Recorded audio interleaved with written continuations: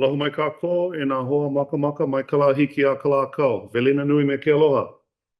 Malo nui no ke a koko ana o kako no ka pono o ka la hui, no ka pono o ka aina, a no ka pono o ka vai no hoi. Ea he o lelo no e au e kalele ana ke koi o ka vai.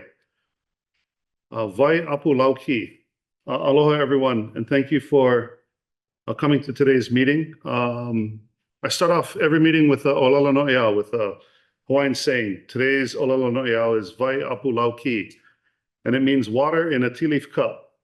The thought behind it is when one goes to the upland and needs a cup to dip water from the stream or a spring, he folds the tea leaf to form a dipper.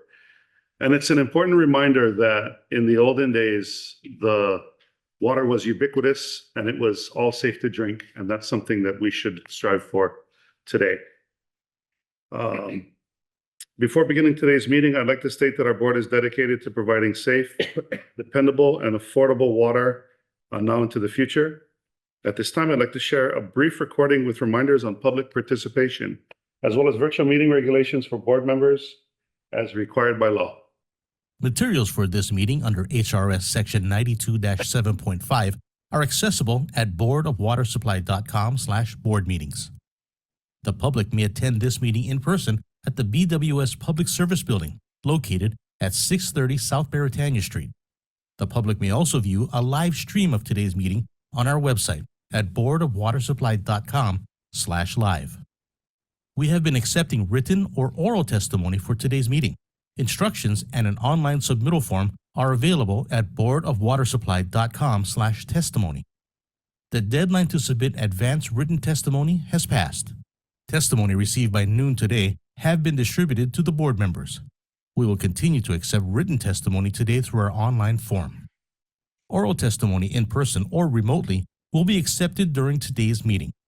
To facilitate as much in-person and remote testimony as reasonably possible during the time allotted, pre-registration and submittal of a written version of testimony at boardofwatersupply.com/testimony is strongly encouraged. To testify in person, please register using our online form or come to the Public Service Building at 630 South Baratania Street. We have a representative in the lobby to provide intake and further instructions. To request to testify remotely, please complete the online form at boardofwatersupply.com/testimony. Requesters will receive an email containing links and instructions to join the Zoom session.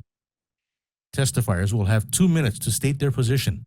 A timekeeper will alert testifiers when there is 1 minute remaining. Once the 2 minutes are up, please summarize to allow time for questions from the board. Then, make room for the next testifier. Board members attending any board meeting remotely must be visible to the public to be considered present and meet quorum guidelines. Board members participating remotely must also disclose their location and anyone present at their location during roll call. Meeting participants who are calling or video conferencing in, please mute your microphone when you're not speaking. If you have a question, comment, or wish to enter or second a motion on an action item, please unmute your microphone and identify yourself before continuing to speak. If you encounter technical issues during today's meeting, please use the Zoom chat to send a direct message to our support team. Their names are listed in the message to all participants. To open the chat window, please click on the text bubble icon on the Zoom toolbar.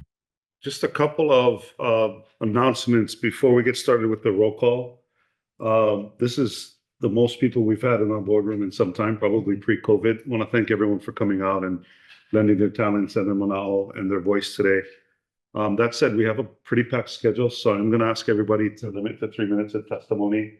We really appreciate read-aheads as well as written testimony to help solidify your mana'o. So if you want to submit that after the fact, we will take that in as well. But we're going to try to limit everyone to be wrapping up in about 3 minutes. Just for Ray, for your sake of knowing, I'm going to defer 1 and 2, so I'm going to come straight out to you. Okay, thank you. Also, too, I think there's people still registering to testify. So if I don't call your name on the item for information that you wish to testify, just raise your hand, get our attention, and we'll make sure we make room for you. And we apologize ahead of time for any chaos that provides for just lots of people coming in right at the finish line here. So we want to make sure we get all your voices in if you're here. That's the same for online as well. Joy, just thank you for helping me to keep all that straight with the two items of information we have today. Appreciate it. So let's take a minute to take a roll call of the board members. When I call your name, please say aye, and if attending remotely, make the appropriate disclosures. I believe we have board member Kapua Sproat with us virtually today. Hello, Kapua. Aloha and welcome, Lance. I'm attending remotely today from my home office where I'm alone with the door closed. Mahalo.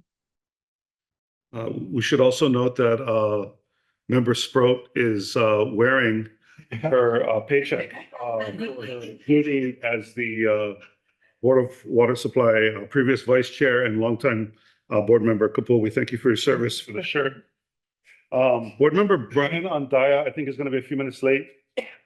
Board member Edwin Sniffen is excused. He's on a flight. And board member Gina Bono is also traveling and excused for now, though he may jump on in a little bit. Lance, you're now beginning to understand why it is that we needed this seat here. So everyone's really busy. We appreciate everyone making time for this. We'll go to Vice Chair Jonathan Connoisseur in the room. Here. Thank you, John. Aloha. And Board Member Lance Wilhelm. Yo. Okay, thank you. Also with us in the room today, Manager Ernie Lau. Aloha. Aloha. Deputy Manager Erwin Kawata. Here. Aloha. Board Secretary Joy Cruz Achu. Here. Aloha, Joy. Manager Secretary Kim Kawai. Here. And Information Specialist Wayne Maria. Aloha, Wayne. Actually, also in the room is Jeff Lau. Usually by Zoom. Aloha, Jeff. Good to see you. And joining us by Zoom is Jessica Wong. Both are from the City and County Corp Council Department. On our agenda today, we have 3 items requiring board action. I'm going to defer numbers 1 and 2. I did the board math for number 1, the approval of the minutes for June 24th. And we needed myself, Kapua, Brian, John, and Ed. Brian and Ed are not here, so we're going to defer that to September's meeting. I'm also going to defer number 2, July 22nd minutes. We needed Jean on that one. And Jean is not here. So I'm going to push those to September. I will make sure to remind me to send an email out to everybody. We try to get everybody in so we don't get a backlog of these minutes.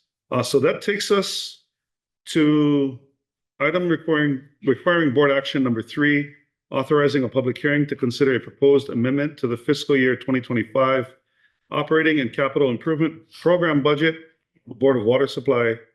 Chair recognizes Relina Kobayashi. Aloha. Thank you, Chair and members. So we're recommending that the board authorize a public hearing to be held at 2 p.m. on September 23rd, 2024, to consider a resolution to adopt a proposed amended operating and capital improvement program budget for fiscal year 2025. This amendment is necessary for multiple reasons, the first of which being we need to increase funding in the operating budget and specifically within the Office of the Manager and Chief Engineer.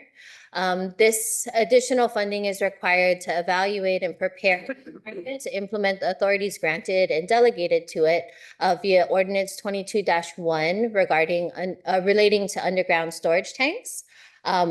Last month in July, we had this as an agenda item to accept the delegation from the city.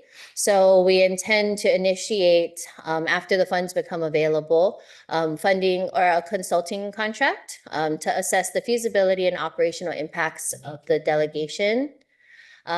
Next, we are going to amend funding sources and amounts in the capital improvement program budget.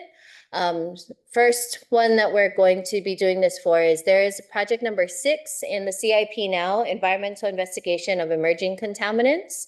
We initially funded that when the budget was adopted back in May with $4.9 million. And it was slated to be funded with state revolving fund monies from the DOH. Since the adoption of the budget in May, we've had discussions with the DOH, and that is not going to be processed to the board as a SRF or a state revolving fund low interest loan. Instead, the DOH has informed the board that this will be provided in the form of a grant and on an annual reimbursement basis, subject to the availability of federal funding. So we'll need to move that around in the budget since there is not going to be a low interest loan related to the SRF fund with that project. And we're also adding project number 7, which is construction management for various or amending the funding in project number 7, construction management for various BWS projects. That originally was funded when we adopted the budget at $2 million to support our ongoing construction program. But we will be coming before the board in September for an increase on that project amount. And the next reason is we'll be adding funding for a brand new project in the capital improvement program, section 2, renewal and replacement, and specifically within treatment. And this new project line that we're adding will be required to address the temporary installation of water treatment systems at various locations throughout the island. And finally, the budget amendment makes amendments to the provisions of the budget resolution, allowing for temporary transfers.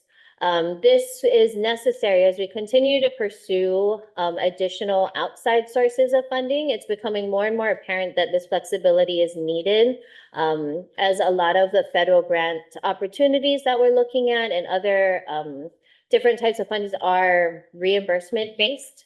So there is a need for us to expend board funds while we wait for the grants to come in on a reimbursement basis. We ask that the board take an action to approve us proceeding.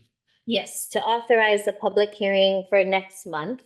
And then, sorry, attached to the letter is the draft public hearing notice. So with the board's authorization and approval today, we will publish the public hearing notice in the newspaper so that people are aware that we will be pursuing the amendment at our September 23rd board meeting. And I'm available for any questions that the board has. Thank you. Members, any questions, comments? So this is authorizing a hearing, not the actual. Not the actual amendment. Yep. The first step, That'll be September. Yep. So this just authorizes us to hold the public hearing and schedule it for next month. And then next month, we'll present in detail the changes to the budget, amounts, how it's changing overall. Well. Okay, Nope, none. okay. Is there any testimony on this subject? One testified, Okay, what is Tara, yeah? sorry. Tara, is that who it is? I think it just came in on the last set of notes. Remote. It's not registered yet? Okay, we will come back to Tara if she comes on later. I think this just came in from staff, yeah?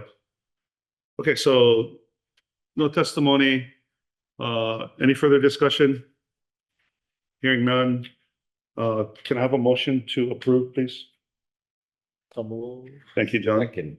Moved and seconded by John and Lance. Roll call vote, please.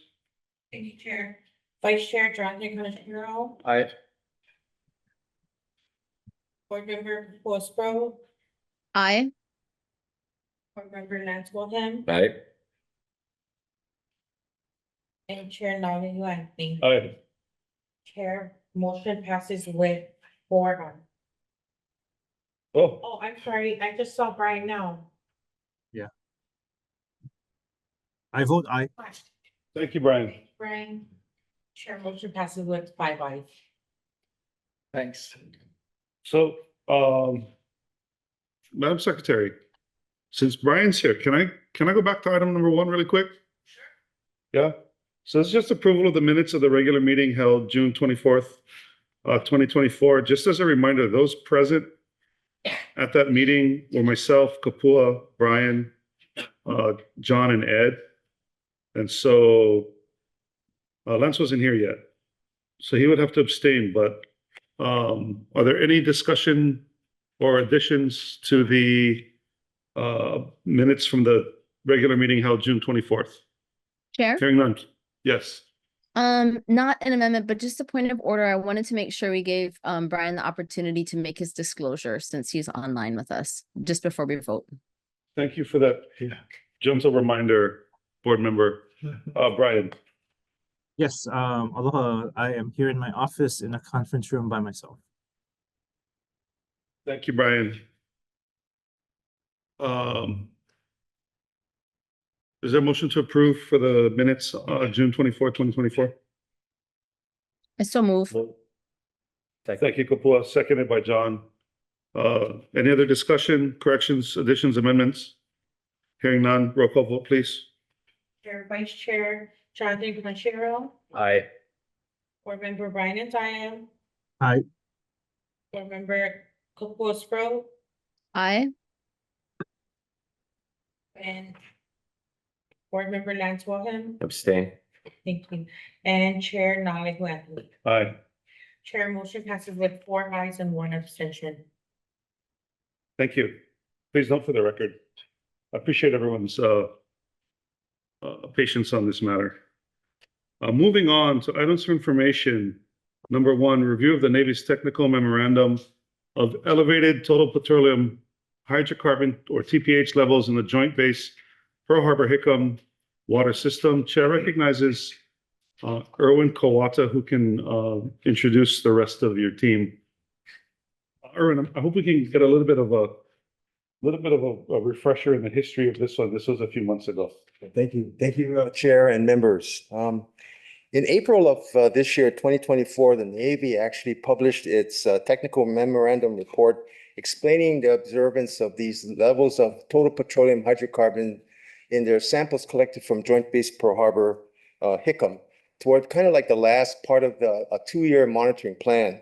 The Navy's report concluded that these detections were the result of laboratory contamination and not associated with the November 2021 fuel release that affected Joint Base Pearl Harbor.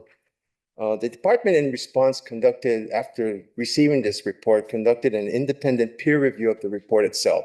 We asked our peer reviewers to do a technical evaluation of the reports and to provide us their findings. Today, we have 3 of those reports that was done today. They're here in person. The first report will be given by Dr. Paul Winkler. He's an independent consultant who has more than 35 years of experience in environmental testing and data quality management. The next report will be given by Ms. Jeannie Peterson and Allison Felix. They are with Analytical Quality Associates. The company specializes in third-party data evaluation and has offices in Nevada, South Carolina, New Mexico, and Colorado. So with that, Maybe Aaron, you can add that the experts reviewed the Navy's technical memorandum independently. yes, thank you. They all reviewed the technical report independent of one another. So they did not know that we had contacted each of them. They weren't aware of it. We also did not get involved in any part of that particular independent review. And once they completed their review, they submitted our findings. And at that time, we informed them of who the other reviewers are. So the review was done totally independent of each other. So the first one is, I'm going to call up Dr. Winkler. I'd like to say thank you, Chair. Thank you, Board. And a special thank you to Erwin Kawata for inviting us over here in the middle of a hurricane. Thank you. I was asked to give a technical evaluation report generated by the Navy and their Board of Experts, the SWARM team. And I'm pleased today to come give a discussion of what I had found. So after the spill of the Red Hill fuel depot, the Navy engaged in a monitoring program of the drinking water. They broke this down into 7 monitoring periods. And for a substantial amount of the periods, the detections of total petroleum hydrocarbons were not found. But in period number 6, which covered July to December 2023, they noticed an increase of the frequency of total petroleum hydrocarbon detections. The thing here is that that's an increase in the detections, not necessarily the TPH concentrations increased. So that's important to understand. And so people started looking into this, and the Navy concluded 2 things. The Navy said this increase in detections was due to laboratory contamination, which we'll cover in a little bit. Also, it was associated with residual chlorine that was in the water as a disinfectant. And in particular, I evaluated those conclusions and came up with what I think is going on. So the question is, what did the Navy use to draw their conclusions? Well, first off, they said there's several zones, and they said that the pattern of TPH detections was the same in all these zones. So maybe low over here, and as we went to period 6 and 7, it increased. So if every zone had the same shape, surely this must be something from the laboratory. And so I looked at a couple of different zones to see if they had the same shape. The second thing is the swarm team went in, they reviewed the existing method 80, which was used to analyze for total petroleum hydrocarbons. And they found a couple of deficiencies. In particular, they didn't dechlorinate the water, and they concluded that this caused the problem with the TPH detections. Knowing that was a little difficult to make that case completely, they went and they did a statistical analysis, and they showed that as chlorine concentrations increased, they hypothesized that so did the detections of TPH. So I went and looked at all three of these things, and I'm going to discuss those right here. But before I get into this, I recognize the board is not experts in analytical chemistry, and I want to make sure that we all understand what's going on. So when the laboratory receives samples, they prepare them in a group of 20 samples. And what we're looking here is for very low concentrations, for example, 50 parts per billion of oil in water. Well, if you just took that water and put it into our analytical instrumentation, we couldn't see it. It just doesn't provide a strong enough signal. So what we have to do is we have to prepare these samples so that we can concentrate those impurities down into, put them into concentration that the instrument can measure. This requires, usually we have some glassware and we put some organic solvents in and we extract the water, and then we blow that down to a 1 mil. So we take a liter of water down to 1 mil of solvent, so 1,000 to 1 concentration. Well, when you do this, if you have any trace contamination on the glass, for example, or any reagents that you had, you've concentrated those. And so the laboratory prepares a blank, which is 1 liter of deionized water, and they prepare that along with 20 samples. And if the blank shows no TPH above the detection limit, we can conclude that the laboratory glassware and reagents were clean and we don't have contamination from the blank. Now, because we're concentrating this and we're extracting things out of water, we have this process going on, and we need to monitor that the process actually worked correctly. So what we do is we add a chemical to the water before we extract it. We call that chemical a surrogate. And so when we know how much we put in, we concentrate it down, then we go measure. If we get the right answer, we know that the extraction was complete. If you don't get the right answer, you know you screwed the extraction up. And so that's why we have the surrogate there. And so the Navy is saying that, well, the chlorine reacted with the surrogate, and we're going to look at that. So it's important to understand the process of the laboratory. And that's really what they're doing, dealing with their samples. So here I have my first slide, and this addresses the zones exhibiting the same pattern. A couple of things on this. First of all, we have a graph up above and a graph down below, and let me explain these. On the x-axis here, that is just the concentration in parts per million of total petroleum hydrocarbons right here. Along the x-axis is just sample number 1 through 75 or whatever. Paul, that was the vertical is the y-axis, Did I? Yeah. Oh, I'm sorry. The and the horizontal is the. vertical is y, horizontal is x. Thank you, Ernie. Okay. Yeah. So the horizontal axis is sample number. Vertical axis is the concentration TPH. So we have a couple of lines here. One's this green line here, and this corresponds to a concentration over here, which is the smallest concentration a laboratory can measure a signal. If TPH is present below that, we can't even see it. And then we call that the detection limit. The red line is a concentration of TPH present in the sample that we're comfortable we can quantitate it accurately and give you a good number. That's called the reporting limit. The problem that has been happening is usually what happens between the green line and the red line. Well, we know something's there, but we don't really know how much, and there's a lot of uncertainty. But that's where most of these TPH hits are. But for this graph, the main thing I want to point out to you is, for example, we have zone H1 up on the top and zone F2 on the bottom. If you look at F2 from sample 1, which is in the monitoring period number 1 throughout monitoring period number 7. In monitoring period 1 along here, we hardly have any detections at all.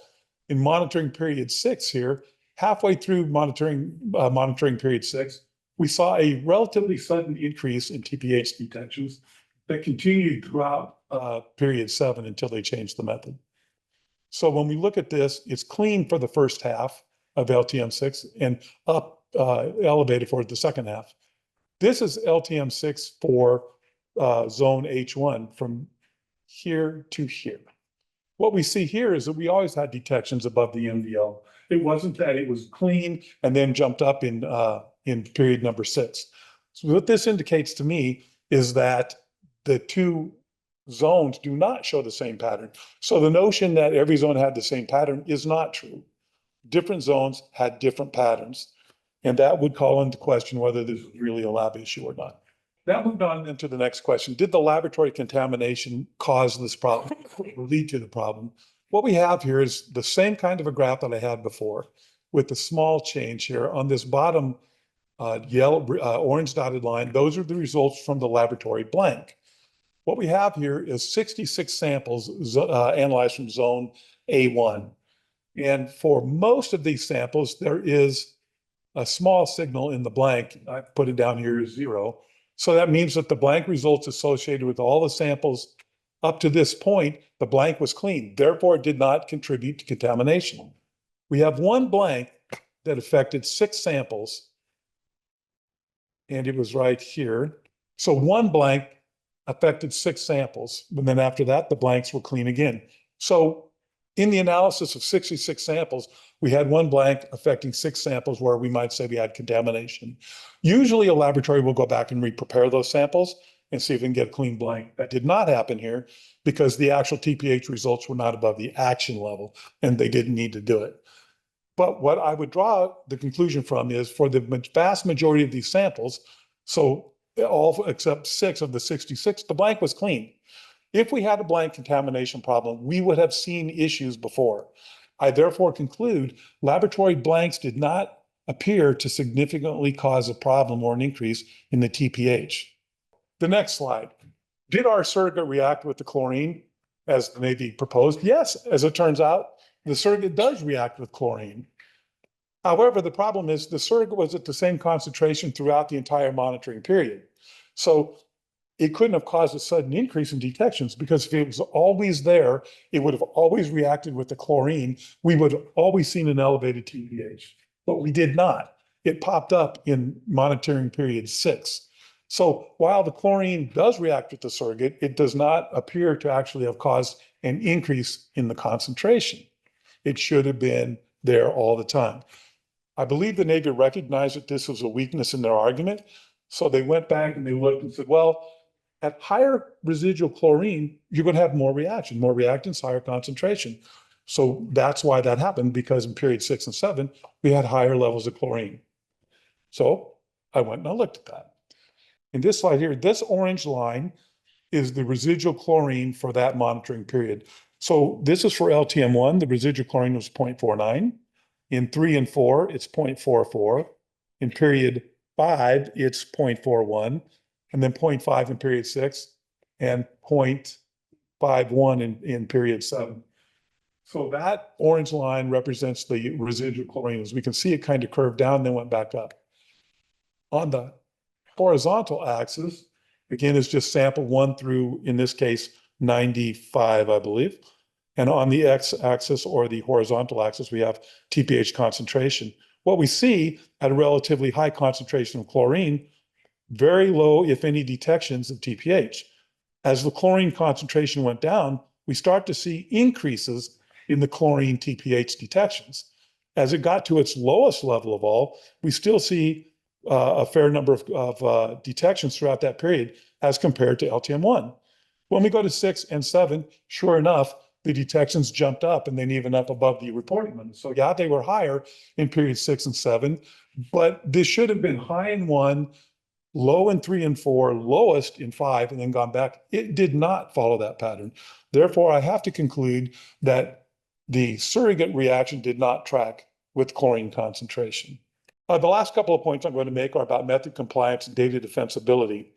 When you analyze drinking water samples that are dechlorinated with chlorine, the EPA's method, SW 846 method compendium, requires down here that you dechlorinate water with residual chlorine. You dechlorinate it with sodium thiosulfate. This was not done. Samples were collected, were not dechlorinated, and they should have been. So I would say from a data compliance and defensibility, I would have to say this data is questionable because the exact procedure was not followed. So to explore that just a little bit further, samples were not collected in compliance with the EPA recommendations. So that makes the data technically not compliant, and it would be difficult. If I was in the court of law, I would have a hard time defending that data because a key component of the sample preservation was simply not met. So I'd qualify that data at least. And why do we qualify that? Well, because they just didn't chlorinate it. What problem does that cause? The issue is we don't know. There is very little data on how residual chlorine reacts with hydrocarbons at low levels. We just don't know. It could react with it and all of a sudden we don't see TPHs there. It could react with it and add more to the concentration. We simply do not know. Because we do not know, we have to qualify this data. And that's why not following the exact procedure brings data into question. So let me conclude with my last slide. The Navy concluded that the increased frequency of detections was associated with laboratory contamination. I argue that it did not. I did not see a significant amount of blank contaminations. It contributed, but it didn't cause a sudden increase in detections. So I do not believe their conclusion is correct in that matter. The second point that they made were that the increased frequency of detections was associated with chlorination of the surrogate. I say 100% no, absolutely not. The surrogate concentration was at 2,000 parts per million the entire time. We should have always seen these detections, but we did not.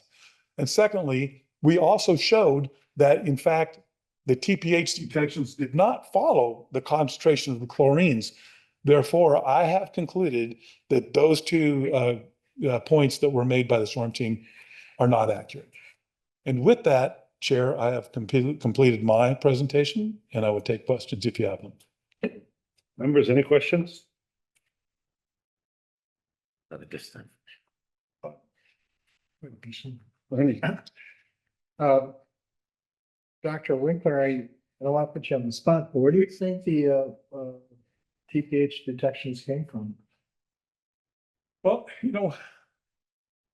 method 8015 is not a specific method, so we know that something's in there. We don't have enough data to say where it came from. What we can say is it didn't come from this. Where it's coming from, we don't have enough data and we cannot say. So you're saying the SWARM report, what's put out in a technical report, doesn't their conclusions don't hold water. I believe their conclusions do not explain the increase in TPH frequencies. Because there's also the issues that we hear from people using the water, increased complaints during that period about health effects, smelling things. Yep. Any thoughts on? I cannot speculate anything like this, but I can say that it was not due to this.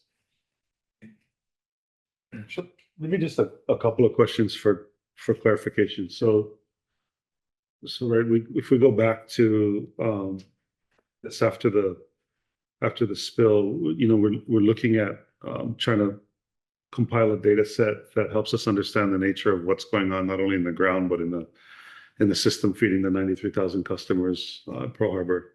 And so Navy turns on this website and then there's this series of tests that are taking place, right? And I think it's like about 8,000 tests.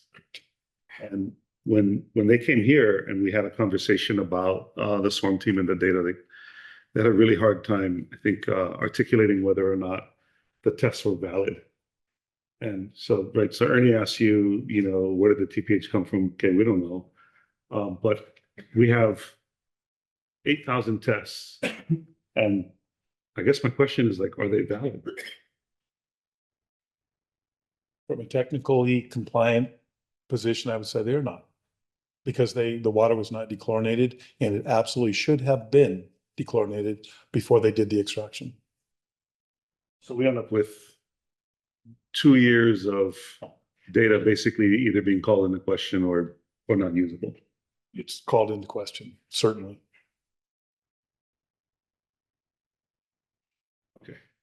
Yeah, and the method you mentioned about the EPA method, that is in a document that the EPA has that. It is, Ernie. So for those who aren't familiar with these things, there is a thing called the Office of Solid Waste, and they have a large compendium of methods. The EPA. It's in the EPA, large compendium of methods. And when you go look at the method they use for TPH, method 8015, it says in there, when you collect samples, here's how you collect them, here's how you preserve them. When you want to know how to do that, method 8015 says go consult chapter 4. Well, when we go consult chapter 4, I showed you that. It says if you have residual chlorine, you dechlorinate. They did not do that. And the reason that you do dechlorinate samples is chlorine can and will react with chemicals, as we saw with the sodium. That can be problematic if it creates a compound that you don't want there, for sure.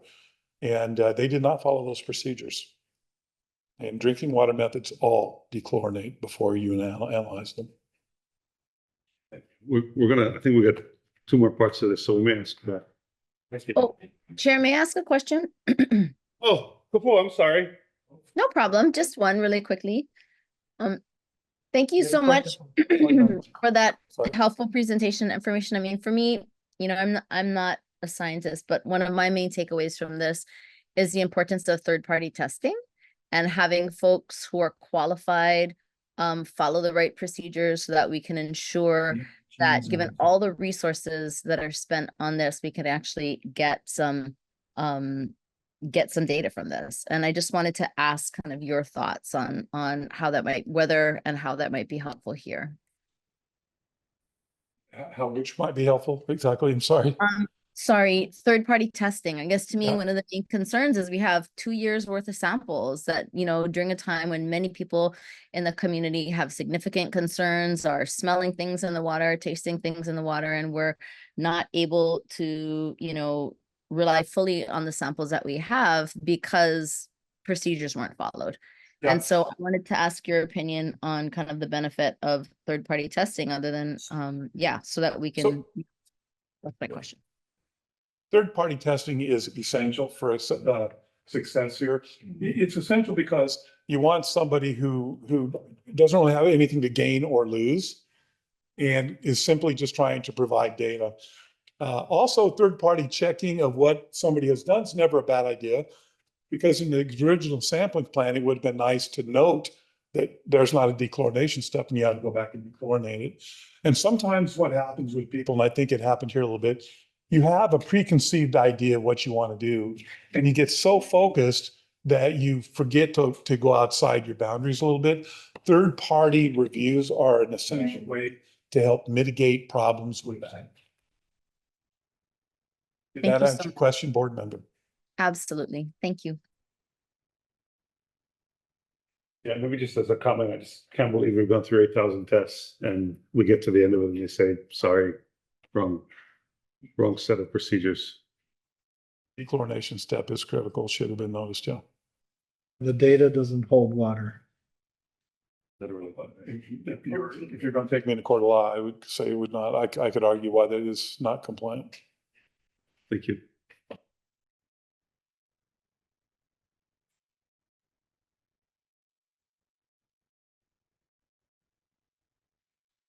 While Erwin is setting up the next one, Chair would like to recognize member Gene Albano. Please note for the record, he joined at 2:34 p.m. Gene, if you could you just make the appropriate disclosures for joining us on Zoom? Good afternoon, everyone. Gene Albano.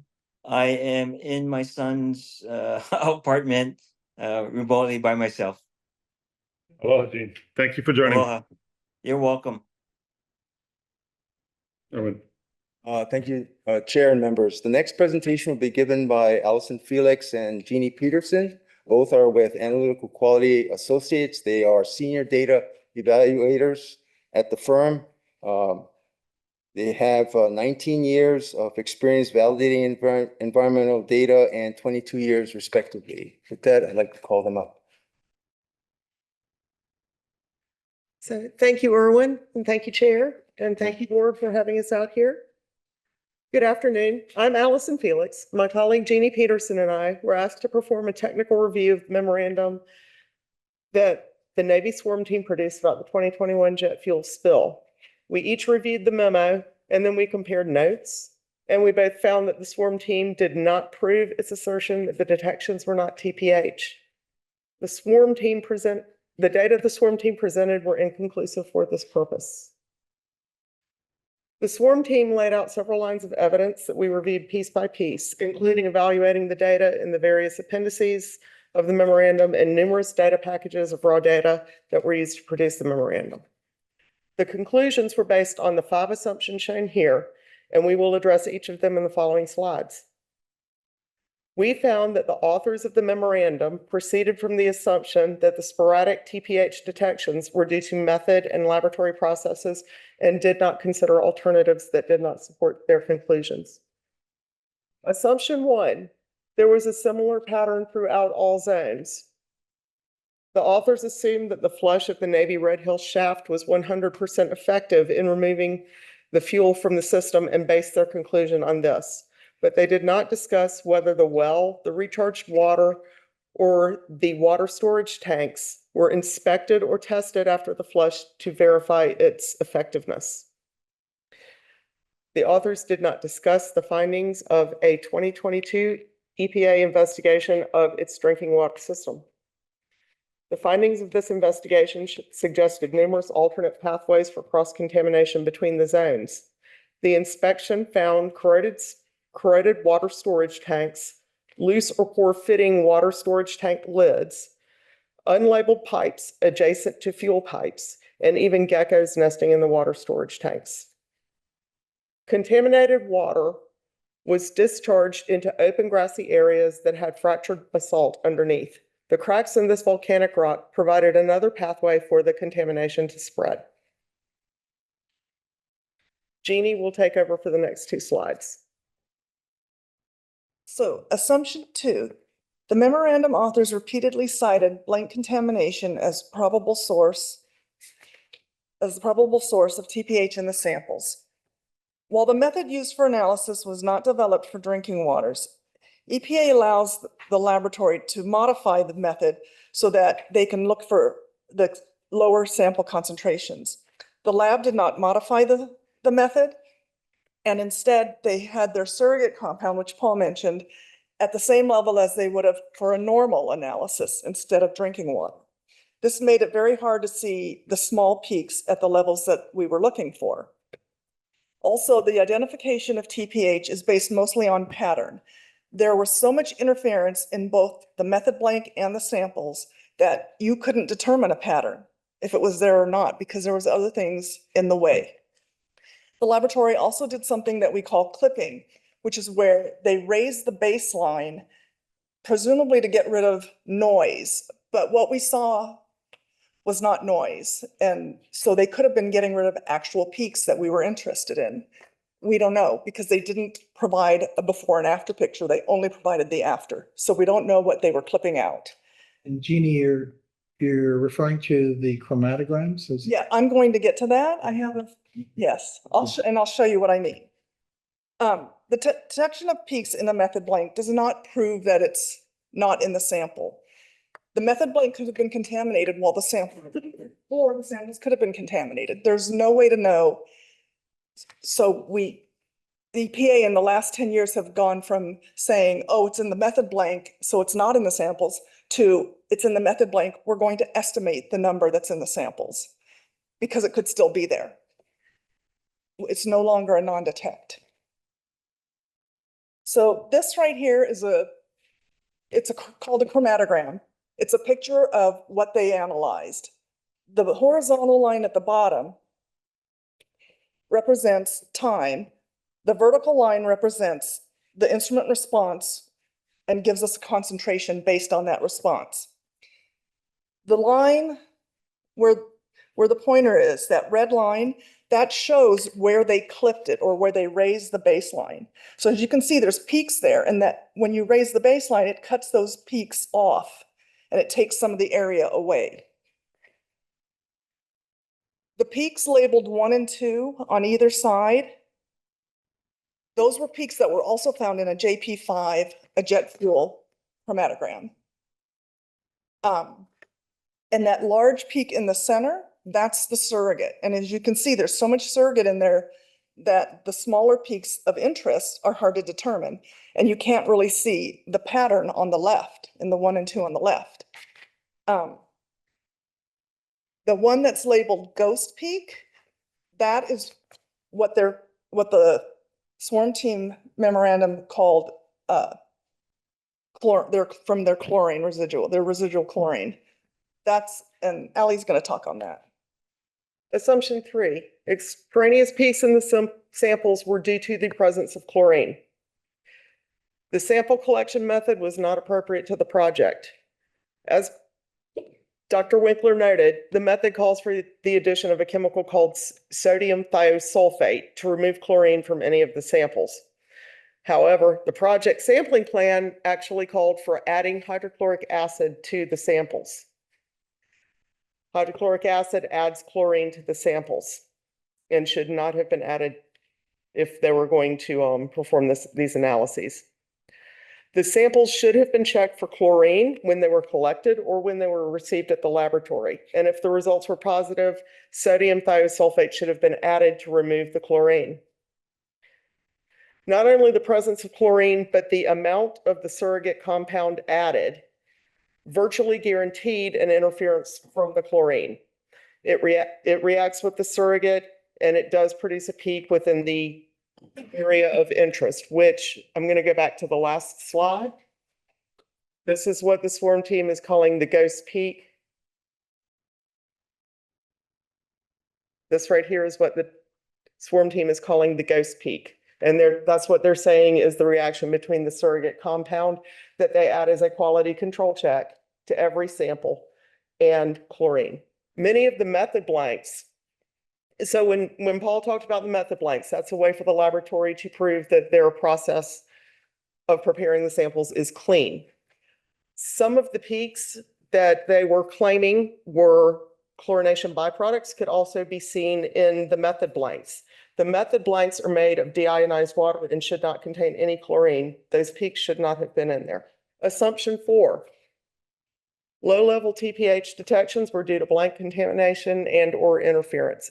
Once again, the sporadic detection of TPH and the concentration of these detections in the method blanks and samples do not determine where the TPH came from. The origin of the TPH in the samples can't be determined from the data provided. The amount of surrogate added by the laboratory made pattern matching for low-level detects impossible because the chromatograms were scaled to the surrogate's large response and made the low-level peaks difficult to impossible to discern. This type of analysis relies on the ability of the reviewer to see a pattern to identify what is in the sample. I'm once again going to go back to that slide so I can show you what I'm talking about. So this is the gigantic peak, and the entire picture chromatogram is scaled to the size of that peak. The peaks that we're actually interested in are these tiny little peaks down at the bottom. They're also the ones that we're not sure if they were clipped when the laboratory raised the baseline. This method relies on pattern matching to identify what's in the sample.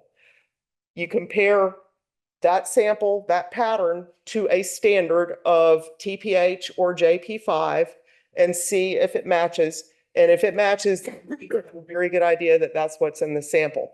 It's very hard to do that pattern matching with this. The presence of the peaks and the shape, the relative sizes of the peaks and the size of the peaks are all considered in pattern matching. You cannot determine that from the data that they presented to us. Assumption 5, marker compounds associated with JP5 were absent. So marker compounds are chemicals which are added to lots of things that help you identify those things. And a good example that we were talking about earlier is to Coca-Cola.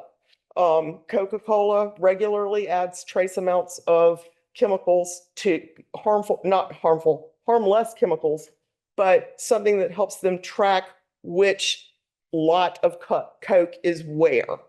The same thing with the JP5. Chemicals are added to the fuel that can help you determine if this is JP5 or not. Within the memorandum itself, they cite a table that says the marker compounds associated with JP5 make up less than 2% of the neat fuel. That's pure JP5 fuel. The highest concentration of the most concentrated marker compound in the samples that we think are contaminated would have been 2 parts per billion or less. And that might not have shown up during an analysis.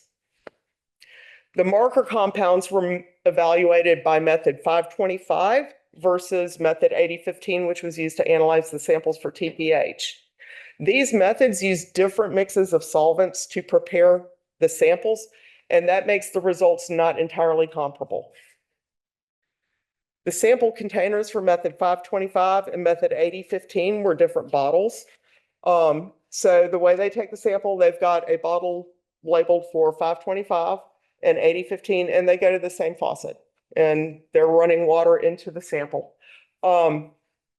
However, you can see, as we were kind of talking about the method blank, the flask that the method blank was prepared in might have been contaminated. The flask that the sample was prepared in might not have been contaminated. The same thing, you collect your sample for 525, you may not have had any TPH in that liter of water that you collected. Then you put your 8015 bottle under there and you collect a liter of 8015 and a little slug of TPH comes out. That's an entirely feasible scenario. So the absence of the marker compounds don't necessarily prove that that was not JP5 in the samples or TPH in the samples.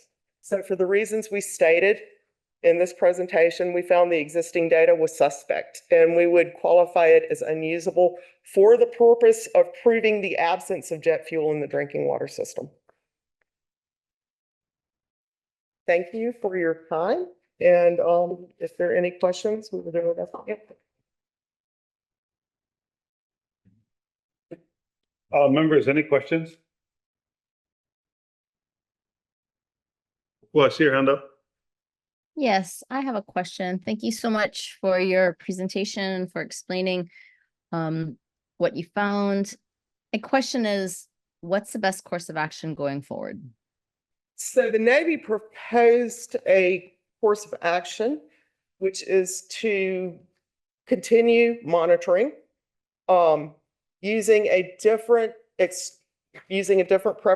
preparation technique.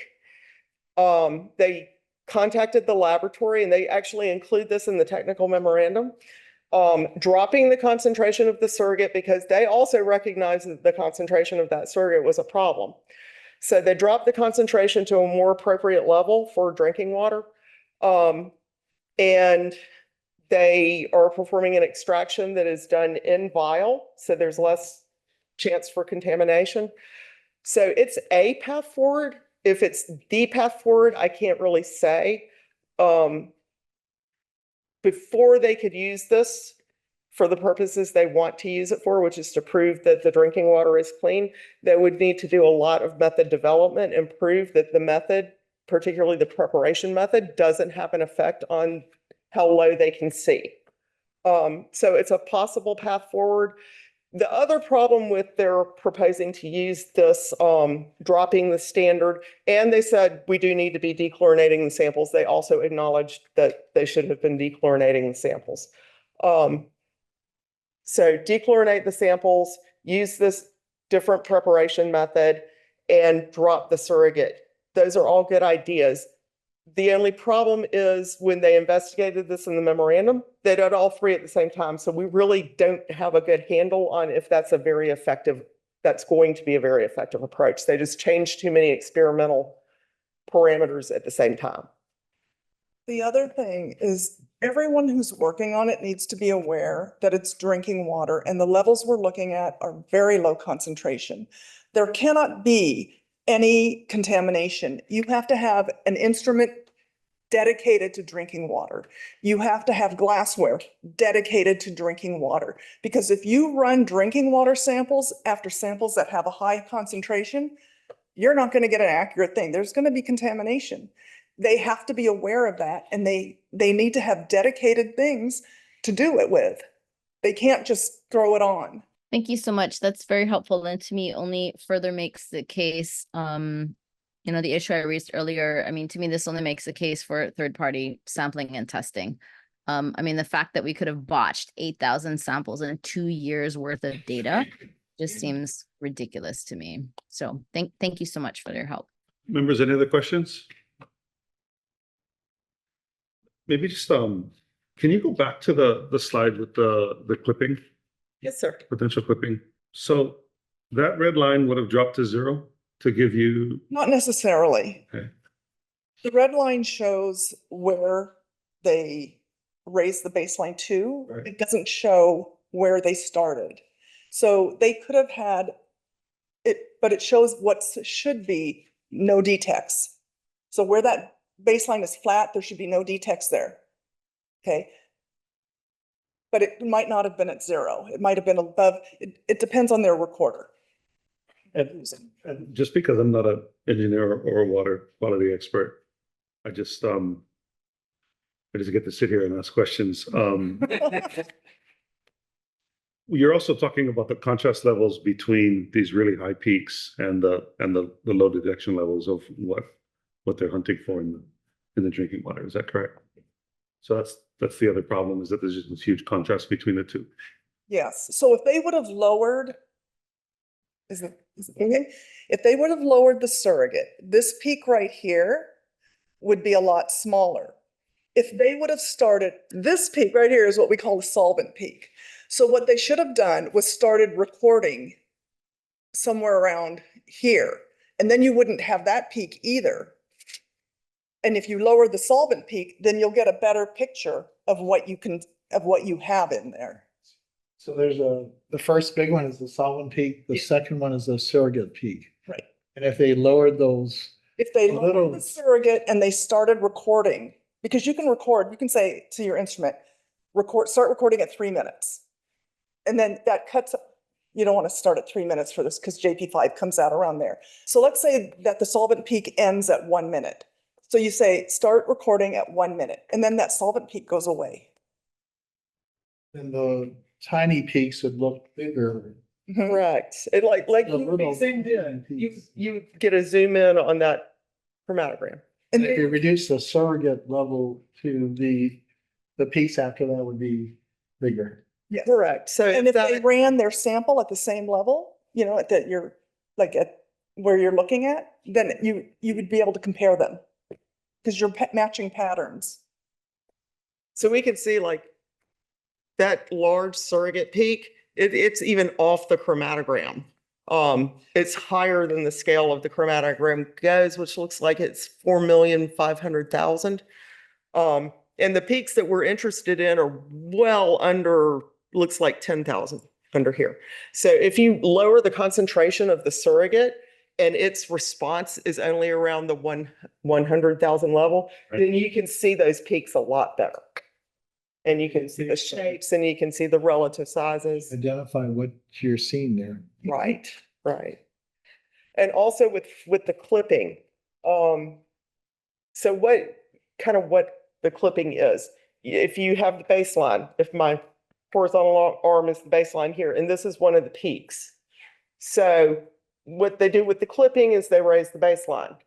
What we're objecting to is we can't see the before. We can't tell if they raised it to here or here or here. Or if they cut out any of the peaks of interest. Right, and if there were smaller peaks that they cut out. Do you think this was done because of just error, lack of knowledge, or could it have been trying to We can't tell that from the data.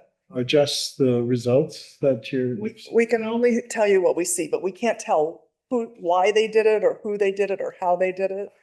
The laboratory is citing noise in the data as the reason that they clipped the baseline, and that's an analyst's judgment. But if we can't see the before and after, and that's kind of a part of third-party review. You see the before and the after, and if you agree with them, it's great. We don't have a before to see. So we don't know. So we what's can't cut say. out. So would you characterize this as typical of what you see in terms of Department of Defense or military type of studies? This kind of work here, or it really depends on how diligent they are in terms of making sure the process is, sampling plan is good, the methodology, the laboratory are all doing it well, so quality assurance, quality control. A large part of it is that it needs to be started with your first plan of action. And then you need to make sure that everyone involved has that plan and is following it. Including the folks in the field collecting the samples. Everyone. Because the plan should also include how to collect samples. It might not say it in, excuse me, it might not say it in the plan, but it should refer, this standard operating procedure is used to collect samples. This is how you're doing it. And then that standard operating procedure will have it. Would it be unreasonable to expect, in this case, they went through 2 years, 8,000 plus samples, that along the course of the activity, that there periodically be almost like an independent audit to make sure everything is being done correctly? So reviewing the governing documents, which is usually the sampling analysis plan, or another term for it is a quality assurance project plan, reviewing that, getting a good technical review of that can be critical to a project success. And during the course of implementing the plan, is it unreasonable to periodically do checks independently? It would be absolutely reasonable to continue. Especially given the critical nature of this information, that people are still struggling to figure out what's making them sick. That's what audits and assessments are for, to make sure that the lab is following, to make sure that people who are doing the collection. So that is true, but there's additional information. Do I need to go through them? You might be good because the microphone's there. Can you just close the present too, just so we can see you guys on Zoom? Yeah, just close the presentation. Thank you. Ernie, they need more information. Method 8015 is non-specific. So any chemical that we happen to see, we just know that there's a chemical there. We don't know what it is. What you want is a more specific method that gives you more chemical information, like the mass spectrometer. So what you want to probably do is go take a liter of water, concentrate it down, and go shoot it, looking for non-target analysis. That is, look for things that you don't know is there. It's difficult to do by a standard EPA method where they have pre-specified target analytes. As opposed to say, I'm only going to look for JP5. Right. We're going to look for everything. So we're going to get more comprehensive chemical data. That's what should be done going forward, certainly, I think. So what this lab did was they took two retention times, like 1 minute. They said, we're going to collect data from 1 minute to 5 minutes. And they collected everything in between. But some of those might not have been from TPH. They might have been, a phthalate, which is a common laboratory contaminant. So it might have been for phthalate. And that's what he's talking about. If you run it by GCMS, you can look in there and tell. Had they taken that exact same sample and run it on the GCMS, they could have seen what that peak was, but they didn't. Instead, they prepped a different sample, a different container of the same sample and ran that. Well, we don't know. Maybe there wasn't phthalate in that one. But I think looking for these non-targets is a good idea going forward. Yeah. You just don't have enough information right now. Yeah. And you need more information to be able to draw any conclusions. Yeah. Because, the Red Hill facility's been there for 80 plus years. Fuels and additives and different things added, could have leaked into the environment. Certainly, well, they did leak. And it did leak, and we don't know what it is, and they're not sharing what they stored there. And it could have gotten into their drinking water system, but it would have been pure JP5. Would have been weathered and potentially co-extracted some fulvic or humic substances with it. So there's a lot of things that could happen. Thank you. I just have one, maybe since you're up here, maybe folks can all opine on this, this last slide that you worded pretty specifically, AQA found existing data to be very suspect. thus would qualify it as unusable for the purpose of proving the absence of jet fuel in the drinking water. So the question is, for me, is like, is there jet fuel in the drinking water? We can't tell. There's too much interference. There's too much things that we don't know. You need more specific information, even if we saw peaks there. Because this is important, as Jeannie said, if something co-eluted in there that's not JP5, we'd still see a peak and we'd measure it. But I think you need to go look at this with the GCMS, and they tried to do that, they just didn't do it correctly. And so you need to go back and you need to very specifically do a non-target analysis and see what's the, and it's a nuance that I don't expect non-chemists to understand, but when you just have a really non-specific method, you just know that there's something there, you have no idea what it is. And that's what We need more information. they need to do method development to find a method that works so that it's definitive. And use a different analytical technique. In your opinion, it would be possible to develop a methodology by which you could make a definitive statement about the existence of TPH, yes or no? Yes. But we don't yet have that methodology. We don't see it applied. It's not been applied. That would be correct. Yes. And you hit the gist of what we were saying on that last slide. Basically, definitive data, definitive statements require definitive data. And the data that is in that data set is not definitive. Because of all the things that you said Yes. went wrong, it doesn't Right. say either or. And Don't know. that was limited. Beginning with a methodology review, you could opine on a methodology that would result in a definitive kind of answer to. Absolutely. Well, I mean, have you looked at like Irwin's version of the world and how he's measuring BWS content? Like, would you agree with his methodology as to how that is played out, or is that outside the scope of what you're asked to do? I haven't looked at Irwin's data. I haven't either. And I don't know on that. I mean, part two of this, which is outside again of what you were asked to look at, but part two of this discussion that's coming up next is all about that. And you know, I think the challenge here is exactly what you folks are talking about, where you know the methodologies are apples to oranges, and so we don't have the frequency or agreement on frequency or agreement on what the method is that helps us to look at all the different places where we have data coming in to better understand what's happening in the larger system. Yeah. Okay. Definitely something to consider. Go ahead, board member. Just so again, thank you so much to for all of you folks for your time spent on this and for helping to explain these really complicated procedures to lay people like us who are trying to do the right thing. And one of my important takeaways from this is that there are basic protocols that go into this kind of testing if what you're trying to do is accurately measure what's in the drinking water.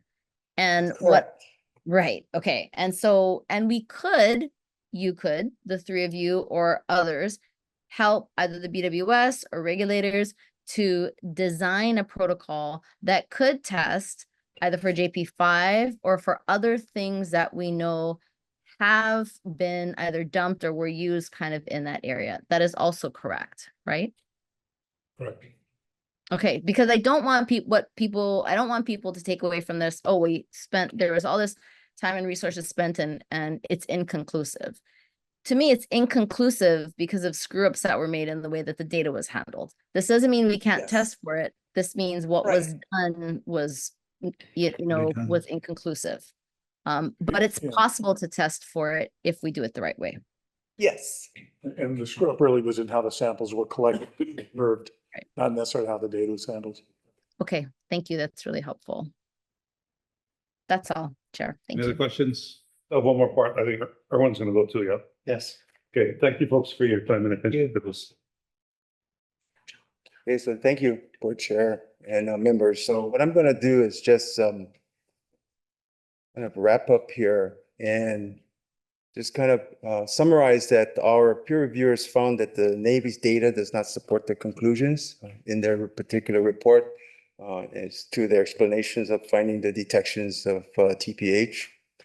The test method does note adding a dechlorinating agent to water samples that actually do contain residual chlorine, and certainly not following the method can lead to serious consequences with respect to the sample results and its validity. There was a lot of discussion about the Navy's test plan, and so what I'm just going to do is briefly go through this long-term monitoring plan that was referenced and discussed here. And in this particular plan, it was developed or prepared by and approved by the Department of Health, the Navy, and the Army, and acknowledged by EPA Region 9. In that particular plan, there is a table that specifies for, in this case, the JP5 and total petroleum hydrocarbon test, that the use of hydrochloric acid would be the preservative of choice. It also references SW 846 as the EPA's method for cited in this particular plan. In it, there are specific instructions as to how the samples are to be collected. It's overseen by a senior operations manager, and it references Appendix A that contains the actual SOP or standard operating procedure for the collection of the specific water samples. In it, there are these instructions on collecting the samples for 8015. Essentially, it says to open the vial, collect the water sample. There's no discussion about adding any other kinds of preservative or doing anything else to the water samples itself, all based upon the use of hydrochloric acid as the preservative in this particular procedure. I want to kind of step a little bit forward and back a little bit and just talk about what is SW 846. As mentioned earlier, it is a compendium. It is EPA's official compendium of methods used for analyzing hazardous waste. And as mentioned earlier, you can actually take a method like this and adapt it to drinking water, provided you do what is called a method development or method detection limit study. In it, there is what was stated earlier, a chapter 4, talking about sampling considerations and how to handle them and how to preserve those particular samples, and referring a specific table within the compendium. That table is right here, and this is the actual section for aqueous samples or water samples with residual chlorine. You are to add sodium thioclorate, which is a dechlorinating agent. So in and of itself, the long-term monitoring plan does ultimately reference this particular SW46, which when you go into that, does specify the use of a dechlorinating agent. So adding dechlorinating agent is certainly essential when collecting drinking water samples, especially when containing residual chlorine.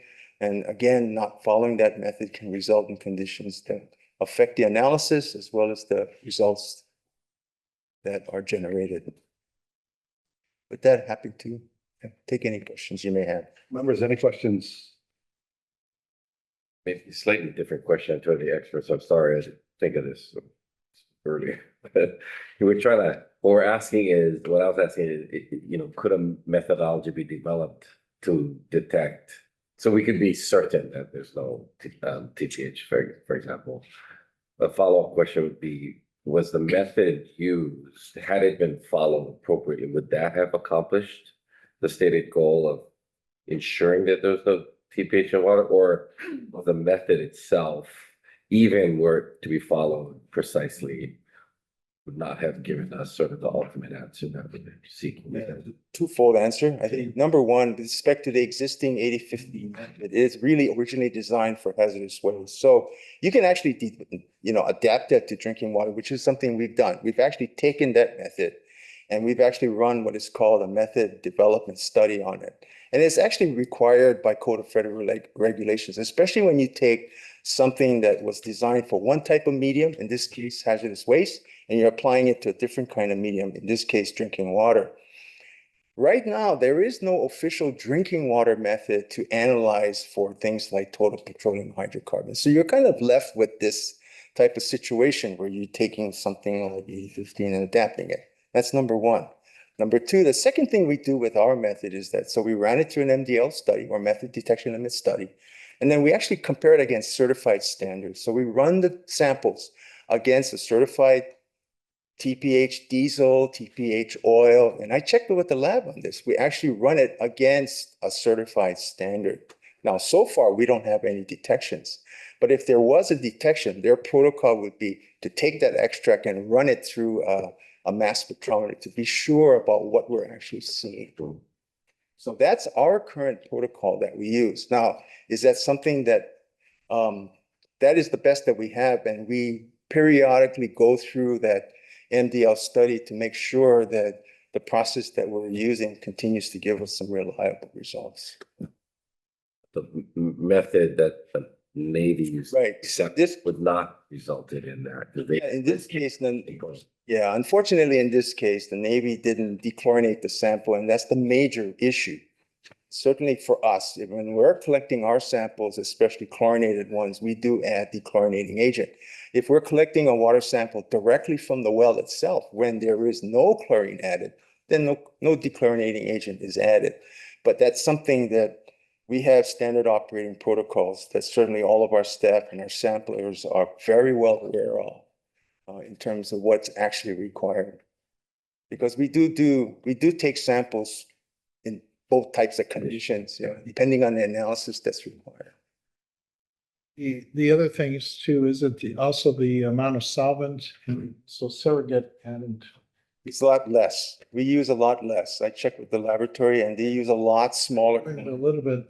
Yeah, good job, Ernie. Yeah, they use a lot smaller quantity than was used in this particular case. Make the detection level easier. Yeah. To get better resolution to those little peaks so they can identify what those. Gotcha. Okay. Well, I think she froze. She might. Oh, there she is. Just very still. Any questions? Okay. Maybe just a couple of follow-ups, Erwin. So past the time that the SWORM team came and said, okay, well, we're doing this incorrectly, and now that they have a new system, is that the proper protocol for what we're trying to get to, or do we still need a refinement for that? Well, from what we have, they have this extended drinking water monitoring plan. Certainly they have some improvements in there that are along the lines of what was lessons learned in the first initial one. From what we can tell, it looks like they're on the right track, but you know, we would really need to have more information specifically as to how they plan to do that testing under that extended drinking water monitoring plan. What it does, though, is that it analyzes the samples going forward. It does not replicate what was sampled in the past. Right. That sample condition is gone. Right. There's no way we can go back into the past, sample what the condition was back then, and see whether or not there was TPH there or not, unfortunately. So that whole regime of 8,000 tests is gone, not useful to us. Technically speaking, it's suspect and it's technically invalid. Yes, unfortunately, there's no way to know whether there was TPH there or not there. It's just simply because the method wasn't followed. Okay, I'm gonna need you to fire that PowerPoint up one more time then, and I gotta ask this question. Slide 3. So I just want to make sure I get this right. Navy enters into this long-term monitoring plan, or LTM. Okay. Everyone signs off on the policies and procedures that is supposed to take place, including adding HCl rather than the documented, yeah, the other one. So EPA acknowledges, DOH signs off, Navy signs off, Army signs off, and says, this is the method that we're gonna do. And the next page, the table shows. Yeah, this preservative is gonna be HCl rather than the one that's documented to be used. But it references SW 846 at the very bottom of that table. Sort of contradictory. So the thing from the design of it is flawed by the people who signed off, by the, you know, what's going on here. Yeah, somebody should have checked it, as to what was in SW 846, make sure it's It's not verified. like a staff error after the order goes through. This is like from the beginning, this thing is wrong. Yes. I asked Aaron to look at this very closely because, you know, where did the problem start? That was the question. And it looks like it may have been in this document. Well, and could you just go back one more slide? I just want to look again, because I mean, what I'm seeing is that the sign off here is from DOH itself, right? Kathy's signatures on there, US EPA. I mean, it's not just Navy, and Army, but it's actually the regulators also signed off on that, right? And that's what Yes. my concern is. Yes. And I think this is why this, again, makes the case for third-party testing. When our regulators are signing absolutely. off on stuff that is just invalidates the whole thing. Absolutely. We cannot go 2 more years into monitoring the monitoring wells and have the same data called into question because the methodology gets called out 2 years from now. We just cannot. Yeah, I think you're absolutely right, Chair. This raises questions even about the groundwater monitoring analysis being done. If that is being done correctly, if they're diligently following procedures. Last chance on this one for Erwin. Any other questions? Okay, we're gonna. Kapua, Sorry, go ahead, I have a Kapua. I'm question. sorry. So sorry, Kapua. Go ahead. Go ahead. No, good. The lag So- today. So, Erwin, given all of this, you understand the protocols, the data, everything way better than us. What do you think the next step is? What do we need to do moving forward? Well, in my opinion, the next step would be to take that extended drinking water monitoring plan and get a detailed on all the processes and protocols and all of the conditions under which the samples are to be collected. Certainly, there has to be what we call standard operating procedures put in place for each one of them, just like us. We have SOPs for water sampling, how you clean the glassware, how you do the analysis, how you record all of the data. There has to be standard operating procedures in place. And then finally, everybody who's involved needs to be fully aware of what those processes are. And then as that process is initiated, there has to be periodic checks to make sure that it's being followed, right? That's something we do too. We have periodic checks. Thank you. I mean, So, not super you. helpful given what's happened to the samples, but I think important if we're looking down the line, because to me, for us, if we're going to continue to say we're providing safe, clean drinking water, we need to be able to do that. Thank you, Erwin.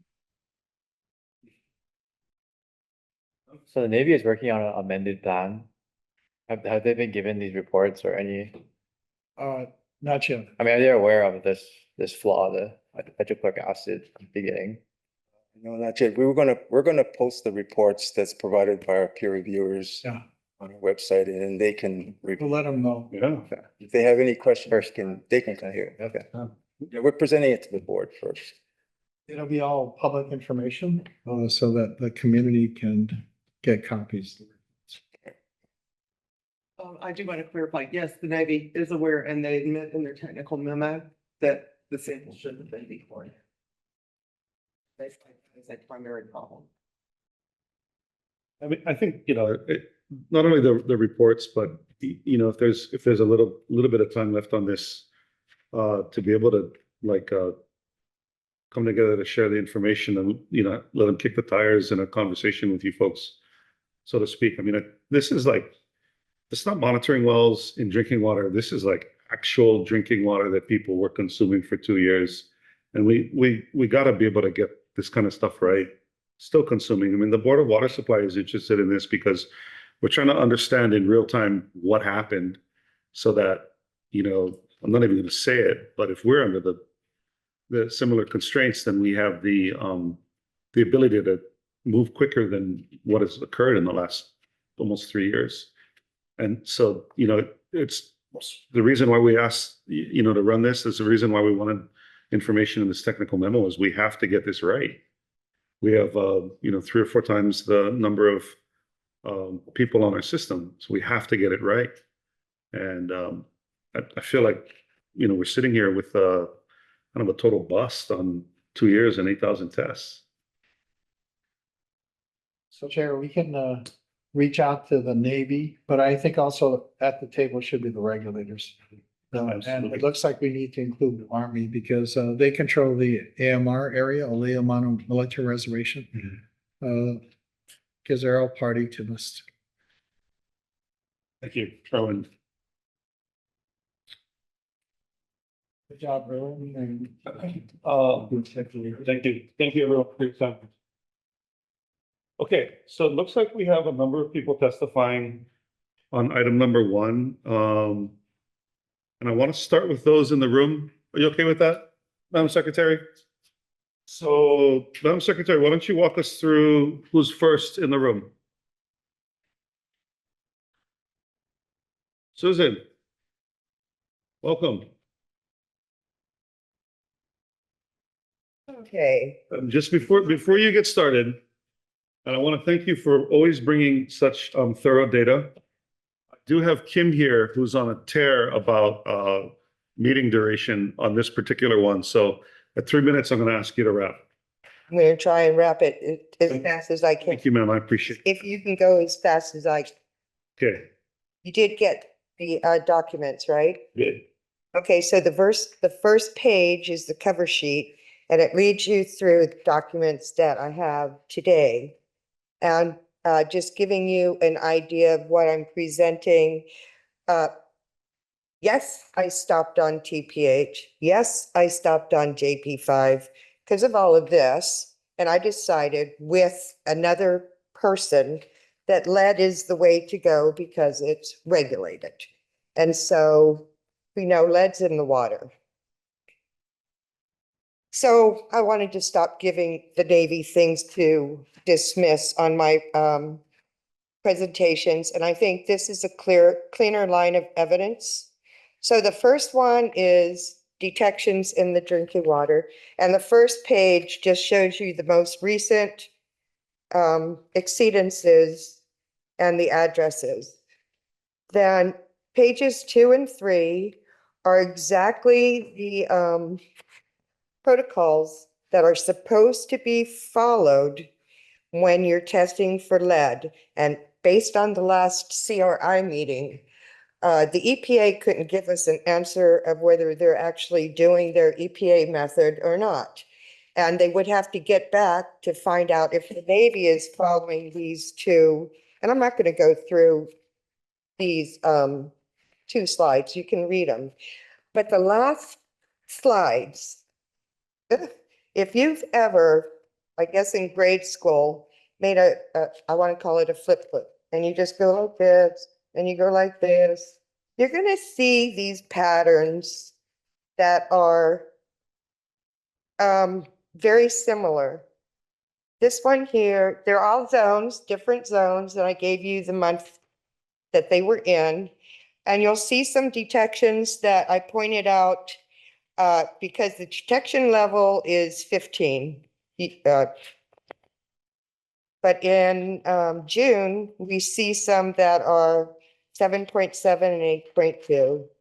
And then there's more continued May through June. And you see all this, this isn't my printer making a mishmash.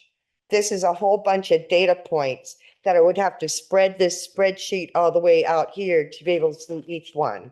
So they're all detections. So maybe we can use that data for something. Okay, so you can look at all of these later on, but you'll also see the detections in some of the zones, like A3, Iroquois Point, and then Hickam. Uh-oh, I didn't even get to the. You can just take another second to wrap the thought. Okay, that's that one. Now you go to lead exceedances. From March of 2022 to January 2024. And you can look at all of those. Now, remember, these are all exceedances. They're not the stuff that I just showed you which was below, Leave schools. including schools. And then you'll see where I put the 15 mark line. All right?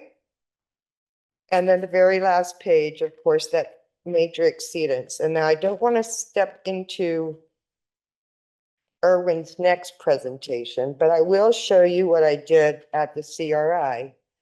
And I researched PAHs because it's another thing that the Navy basically cannot dismiss right now in their Red Hill Monitoring Well 02. So they have PAHs in the monitoring well WO2. This is from 2016 to 24. And the only points I wanted to make were the exceedances of 3 of the chemicals. 1, methylnaphthalene, 2, methylnaphthalene, and naphthalene. And I've also put there what their exceedance or their screening level is. And you can see that there's a lot, okay? And then the last page is just for 2021. But I'm leaving the rest of that to Erwin, who's been the expert on PAHs lately. Okay? Can I ask Erwin a question? Erwin, was it last year that you folks gave us that report about having to go back and looking at all the pipes and the whole bore water supply system for lead? Did the Navy have to do that as well on their system? Yeah. Okay, maybe we can ask staff to go help us find a link to that. Wait. At that meeting, I heard specifically that the Navy said they were not responsible for premise plumbing. Yes, correct. Okay, but yet they did the report on premise plumbing. So that's another thing, another day. Oh, okay. Okay. Thank you. Thank you so much, Susan. And maybe just one more question. So that this part of the this part of the data that has all these exceedances, does this stuff, if we had this at BWS, would this stuff have to just go over to DOH and they have to address it, or what's the remedy? Well, under the lead copper rule, when you have high levels of lead that's recorded, you're required to do a follow-up with that individual home, interview the homeowner, investigate what could be causing it, and take follow-up samples. And we've had cases like that, very few, but we've had cases like that. And in every one of those cases, we found some kind of condition that attributed to that high level of lead that was detected in the home. But the number that we get are very small in relation to what the Navy's seeing there on property. As I recall, we were really fortunate, right? The city and county had banned that stuff early on so that we didn't have any of it in our larger system. Yeah, actually, we were able to find actual plumbing codes that actually specified the type of materials to use, and it was minus lead. There was no lead. They were required to use things like galvanized or copper, but there was no lead. That's service lines, yeah. Yeah. Okay. Thank you. I'm sorry. I should let the members go first. Any questions for Susan? I just wanted to add to that too, that if there's a certain number of low levels, then there's this additional step to look at what's in the 90 percentile. Boy, I'm not so sure I'm saying this correctly, but there is something that you can take another step further if you see a pattern of all of those detections and that smudge, like by the 0 line. And I usually leave that up to Elin to talk about. She's not here, so. But the wrong thing that they were doing was flushing. They were supposed to let the water sit for 6 hours prior to testing. And that's not what they were doing. More to come, you. probably from my other friends back there. Joy? Next one is gonna be Lima de Costa. Okay. Ilima. Aloha. Thank you so much for having me here today, and thank you For coming. who have testified and provided us with additional information about the way the testing was conducted. I'm here to just provide comments, particularly a statement of recognition and appreciation on behalf of the Red Hill CRI. This is statement of recognition and appreciation. The Board of Water Supply is the only entity that is acting responsibly in the protection of people and the environment when it comes to our water sources.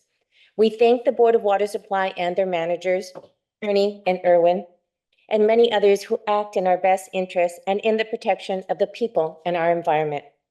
Decision-making for our benefit is much appreciated. Responsible and prudent actions for our protection is and has been the long history of their commitment to us. We are so thankful the decisions are not based on waiting for years of information and data that may be questionable at best. Our community appreciates the public engagement and community involvement by the management of the Board of Water Supply. Ernie and Erwin are on a first-name basis with much of our community simply because of their willingness to share information, to explain what they're doing and why. They are a shining example of public engagement and community involvement for the protection of the community. Our regulators and polluters refuse and are inept at public engagement and community involvement. It is unfortunate that we are exposed to pollutants and contaminants affecting our health and our future generations. We cannot continue to allow the polluters and regulators to expose us to hazardous substances and destroy our environment. Thank you for the water supply, Ernie and Erwin, and all of the Board of Water Supply community for protecting us and our water sources. Malama pono, ola ikavai. Mahalo. Thank you so much. Cameron, with any questions? Okay, join next, Christopher. Thank you. Carol. Mitzi. Aloha. Hello, everyone. My name is Lacey Quintero, formerly CRI, but right now I'm just speaking on my own behalf. When the swarm team gave their presentation, I was standing there hearing it for the first time. I knew it was bogus. As somebody who's not a chemist, I couldn't exactly say why. What I did know was that it didn't make sense for what I know to be true, what our community that was directly impacted on the base water lines knew to be true, which is that for the past 3 years, there hasn't been a day that's gone by where there's been some phone call, text, message from somebody, from multiple families saying, I'm getting burned by my shower. I'm getting this rash by my shower. I'm getting migraines when I shower. I smell fuel from my shower. All of these things have never gone away. I've spent every day for the last 3 years hearing it, and it's a reality. It's really happening. And the report the swarm team gave, it was dismissive at best. And like our over here said, it just basically explained what they wish to be true. And it's not. It's just not reality. Thank you for having BWS, for having the experts come. And once again, not only helping us to understand, but doing it in a way that it just makes sense and in a trustful manner, because we do trust you. As Alima said, you've probably been the only agency or system that I know our military impacted community can count on to give reliable information. So thank you for that. When you all were talking about clipping, I had like a flashback to when I was a little girl watching my grandfather on his oscilloscope, and he taught me then about clipping and the importance of getting a good picture, getting a good signal to diagnose the problem. If you don't have a good picture, you'll never be able to diagnose the problem. You might as well not even do it. And that kind of sums up what I feel about their testing, the long-term monitoring. It's been failure by design from the very first get-go. You've heard us over and over, like broken records, stand up here and say all of the problems and still not quite be able to explain what exactly are those problems. So now we do understand that everything you've all said makes perfect sense and it matches with reality. So thank you. I also want to thank you for coming up with a solution, because designing a new method development, that is exactly what's needed. That's the only way forward, right? Because what they're doing doesn't work, whether that's purposeful or not. I'll leave everyone to make their own conclusions. It's very validating, and I just want to thank BWS again, because collectively, so many people I know have gone through PTSD from what happened to us. And part of that is a loss of trust. And we cannot heal when we continue to see everything around us prove that we can't trust the Department of Health, the EPA, and politicians, anybody to give us reliable information. So I just want to thank you again personally, and also on behalf of our military impacted community, for being a source of trust that will help us heal going forward. Thank you. Thank you very much. Vivian Silverton? In person, Yeah. Davian. Vivian Thomas? Okay. Okay, we're gonna come back to if Davian comes. Who's next? So we can start remote testifiers. If we have JD Semic online. Oh, so that's a home or in-house. Tara's here. Sorry. Oh, Tara, you come on up. Yeah, aloha Tara Rojas. I know I have 2 minutes. And I'm going to start with the positive first. So to thank you all, Board of Water Supply, for standing with us and being the advocate and being our voice. I'm just going to state this over and over because sometimes, the repetition just really helps. So Ahupua'a system, Oahu Watershed Plan, Public Water Trust. Ahupua'a system, Oahu Watershed Plan, and Public Water Trust.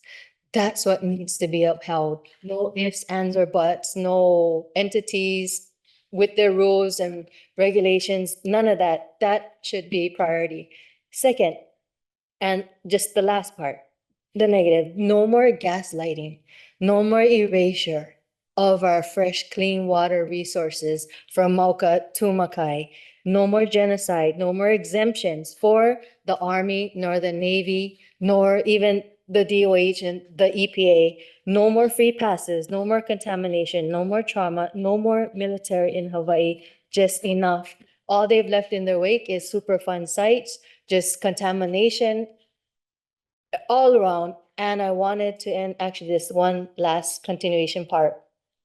What can we do besides, or in addition to continuous testing, to really hold them accountable, to get them to clean up and literally to tell the truth once and for all? And please, Board of Water Supply, be cognizant of this state process and city process and the military and private developers that want to now go and attack and take fresh water on windward side, Waihole, that they want to take the water that they've been wanting to take the water, and now because of this, even more so. And to watch for the west side, Honouliuli, from which that water feeds into, because all of the plans, their master plans, cannot uphold Navy plus, the old system. These master plans, Kalaeloa master plan, please stop that. They paused it. Please stop that luxury homes right on the ocean front, right in front of the Limu Eva management area where there's hardly any Limu, that's the motherboard. Please stop any Haseko development that they're planning to continue to do, as well as Hunt and just that whole Kalaeloa Eva Beach area. So please, please, please stop that. Do not let business go as usual, because this is our only water source. Mahalo. Thank you so much for your time today. Level one?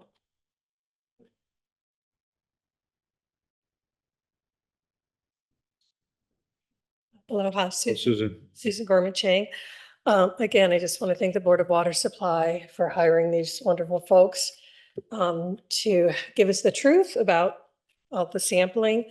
And I think what it proves overall also is that the Navy cannot be trusted to do the long-term sampling. No amount of training is going to make them trustworthy, because they're trying to prove that there's no jet fuel in the water, and that's all they're trying to prove.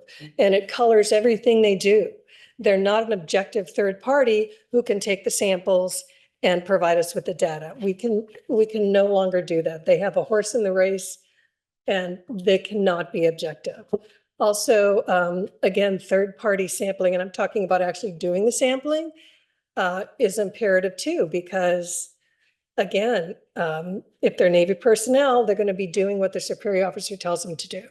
The EPA and the DOH have not been monitoring what the Navy is doing. They seem to pretend they are, but they're not. I'll give you an example, what Susan was talking about.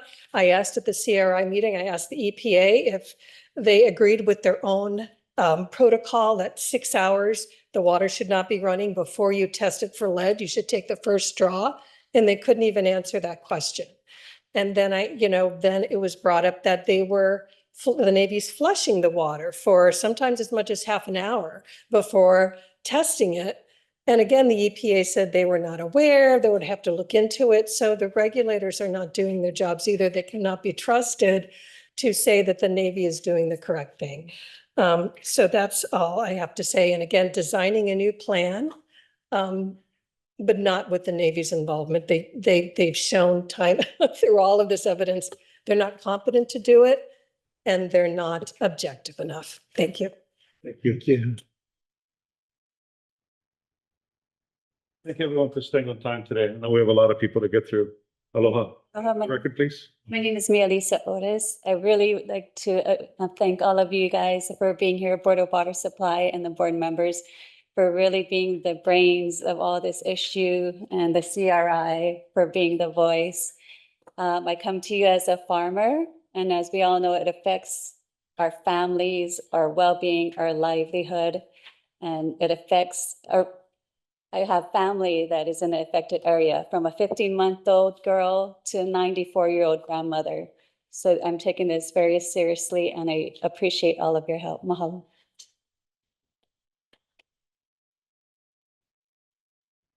Anyone else wishing to provide comment for item for information number 1 in the room? Okay, thank you. We're going to go on to folks who are online. Joy? Thank you, Chair. We have Jane Semick, if we can have her into the room. Please add her into the room. And Jamie, if you can hear us, go ahead and unmute. Aloha, thank you. I first want to, of course, thank the Board of Water Supply, Ernie Lau, Erwin, everybody that has been fighting from the beginning and listening to us when it was just 1 to 3 of us coming to the Board of Water Supply meetings and sharing our data or information we were finding. I believe it was in August of 2022. I have the links for the information about the lead that the Navy was putting out back then with the schools and the issues. And I came to the Board of Water Supply asking for help.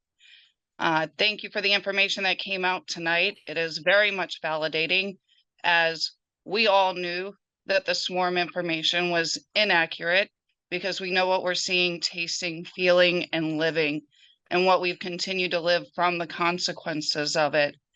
I did ask at the meeting, the CRI meeting, about the best salt, hearing that the best salt is fractured, and knowing that in 2014, there was fuel, July of 14, there was fuel already being found in the best salt.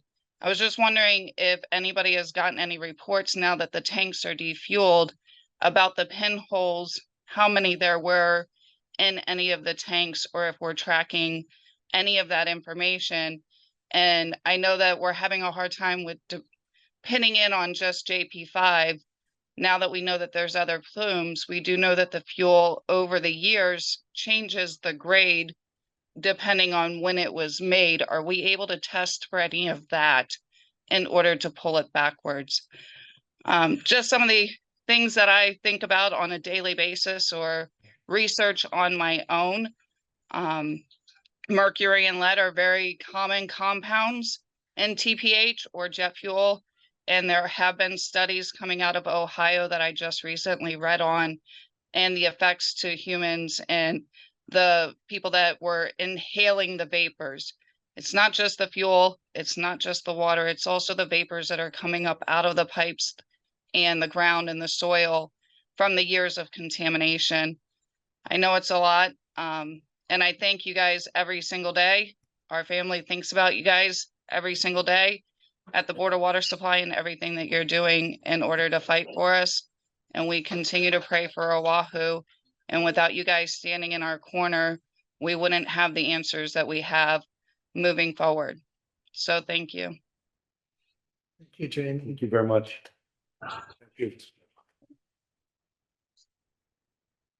We Go ahead. have Marty Thompson. Okay. I'm sorry. Yeah, I think Jamie was done. Okay, we have Marty Thompson. Marty, if you can hear us, go ahead and unmute. We'll get you queued up. My name is Marty Townsend. I'm testifying on behalf of Earth Justice. Thank you very much. Can everyone hear me okay? Yes, thank you. Yes. So I just wanted to come on and express my gratitude and support for everything the Board of Water Supply is doing. It's absolutely outrageous. And unfortunately, not surprising that the US Navy botched the sampling protocols for 2 years worth of tests, and that we've set back the whole effort of trying to protect our water for the future. The Board of Water Supply has my support and the public support in requiring the Navy to follow the Board of Water Supply's lead in terms of how to take those samples. We don't have the information that we need to be able to make informed decisions, and that is due in part because the US Navy has not followed through on their promises to install more monitoring wells, and to do a groundwater monitoring plan, and a number of things that they were supposed to have done after the 2014 leak, and didn't follow through on. So, it could be incompetence. It could be willful obfuscation. We don't know. The point is that we cannot trust the US Navy to be a leader in protecting the future of Oahu's water supply. We absolutely have to spell it out for them in very simple terms that they can understand and follow through on. And unfortunately, I think it's going to take the regulators requiring the Navy to do this in order to make them do it. They will not do it just because it makes sense and it's the right thing to do. Yes, thank you very much. And if there's anything else that we can do, please do not hesitate to let us know. The Board of Water Supply has really been the public's best advocate, and we are deeply, deeply grateful to you all. Thank you very much. Chair, we have Wayne Tanaka. Okay, Wayne, if you can hear us, go ahead and unmute. Okay, Ron. Yeah, just really want to reiterate the last testifier's gratitude for the Board of Water Supply for investing in these really revealing and illustrative technical reviews, as well as just their incredible leadership over the last decade to try and get the Navy to wake up, as Uncle Ernie has repeatedly called for. If the Navy was smarter, I think they would acknowledge how blindingly obvious it is to all of us that they kind of just keep doing this business as usual approach of trying to give us only the information that they think we need or want. That we know they just simply aren't capable of doing, of regaining our trust, and especially with what's at stake. And so we just really support the Board of Water Supply's cause for third-party review, more robust testing procedures, and really for them to have humility and to accept that if they really want to show that they cared about our island and our people, that we need them to be much more open, much more transparent, and much more reflective of the crisis that they've put us in. And just want to say, on behalf of Sierra Club of Hawaii, we're always happy to stand with you, behind you, following the Board of Water Supply's lead in protecting our water and protecting our future. And please do not hesitate to reach out. Also happy to share some of the technical information we've been gathering from other water experts, especially with regards to the extended drinking water monitoring plan, which is what the Navy's operating under now. But yeah, happy to answer any questions. And otherwise, just mahalo nui. Thank you, Wayne. Thank you. Thank you. Members, any questions? Wayne, hang on. I think you also signed up for number 2, but we're going to take those in order. Thank you. That's one for remote is Amanda Fight. Okay, aloha, Amanda. If you can hear us, go ahead and unmute, and we'll bring you up. It's so wonderful to see you all. I'm calling in from Virginia. I'm here today to testify as a member of the CRI, as an impacted family. And as an active duty Army officer who has been grossly retaliated for speaking out about this matter of public health and safety from the beginning. I want to say from the bottom of my heart, thank you for the relentless advocacy of the BWS, for your integrity and for your pursuit of answers to actually ensure the safe drinking water for this community. I'm not surprised, and I echo, the concern of everyone else. I'm not surprised to hear what we did today, but bottom line is 8,000 useless samples is fraud, waste, and abuse. This useless testing regime has done nothing but a disservice to impacted families and every person living on that island. We need the congressional delegation support. I truly believe that the time is now to garner support for congressional hearing here in DC, where I live. Because if we can't get the support of our own CODEL, then we need to ensure that other congressional leaders are tracking this imminent situation that's happening in Hawaii. We need a drinking water advisory. There is not enough data we've heard tonight to determine what the source of the contamination is. We don't have enough answers. So when that happens, the Department of Health and the EPA are required to issue a drinking water advisory until we have an answer, so that folks are aware, everyone on that island is aware, again, of the imminent threat of this contamination.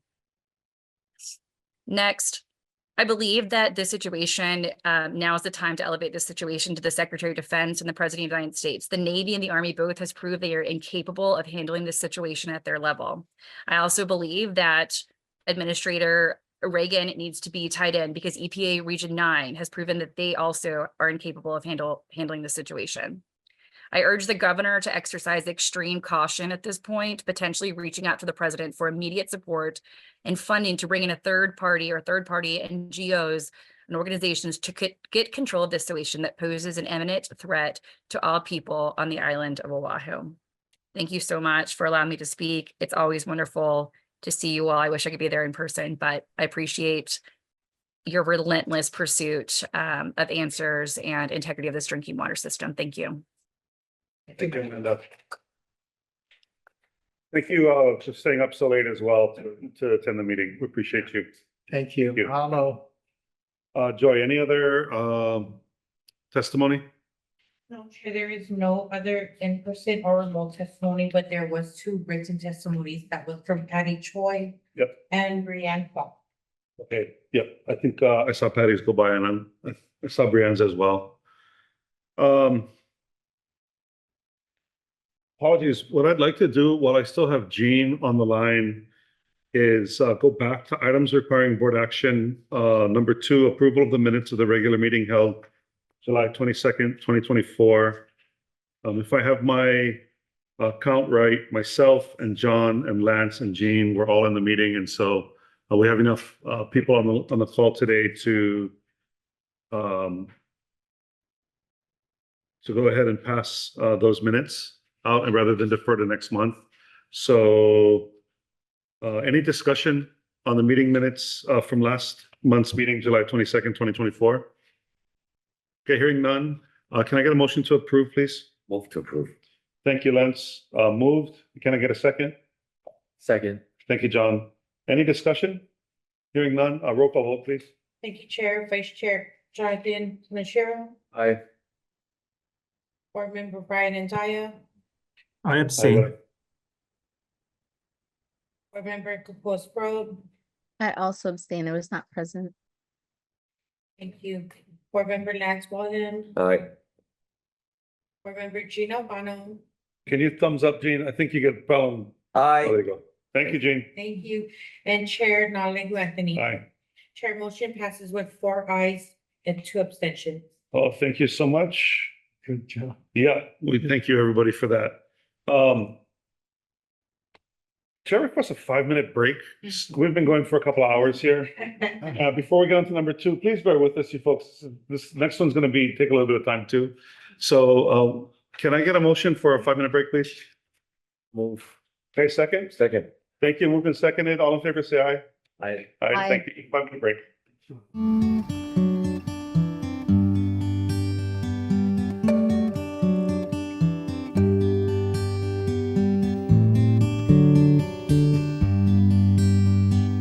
Thanks, everyone, for their patience. We're moving on.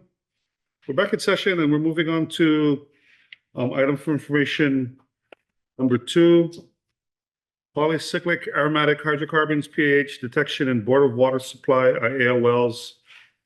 We want to make a note for the record that the materials that are being presented are updated since they were posted.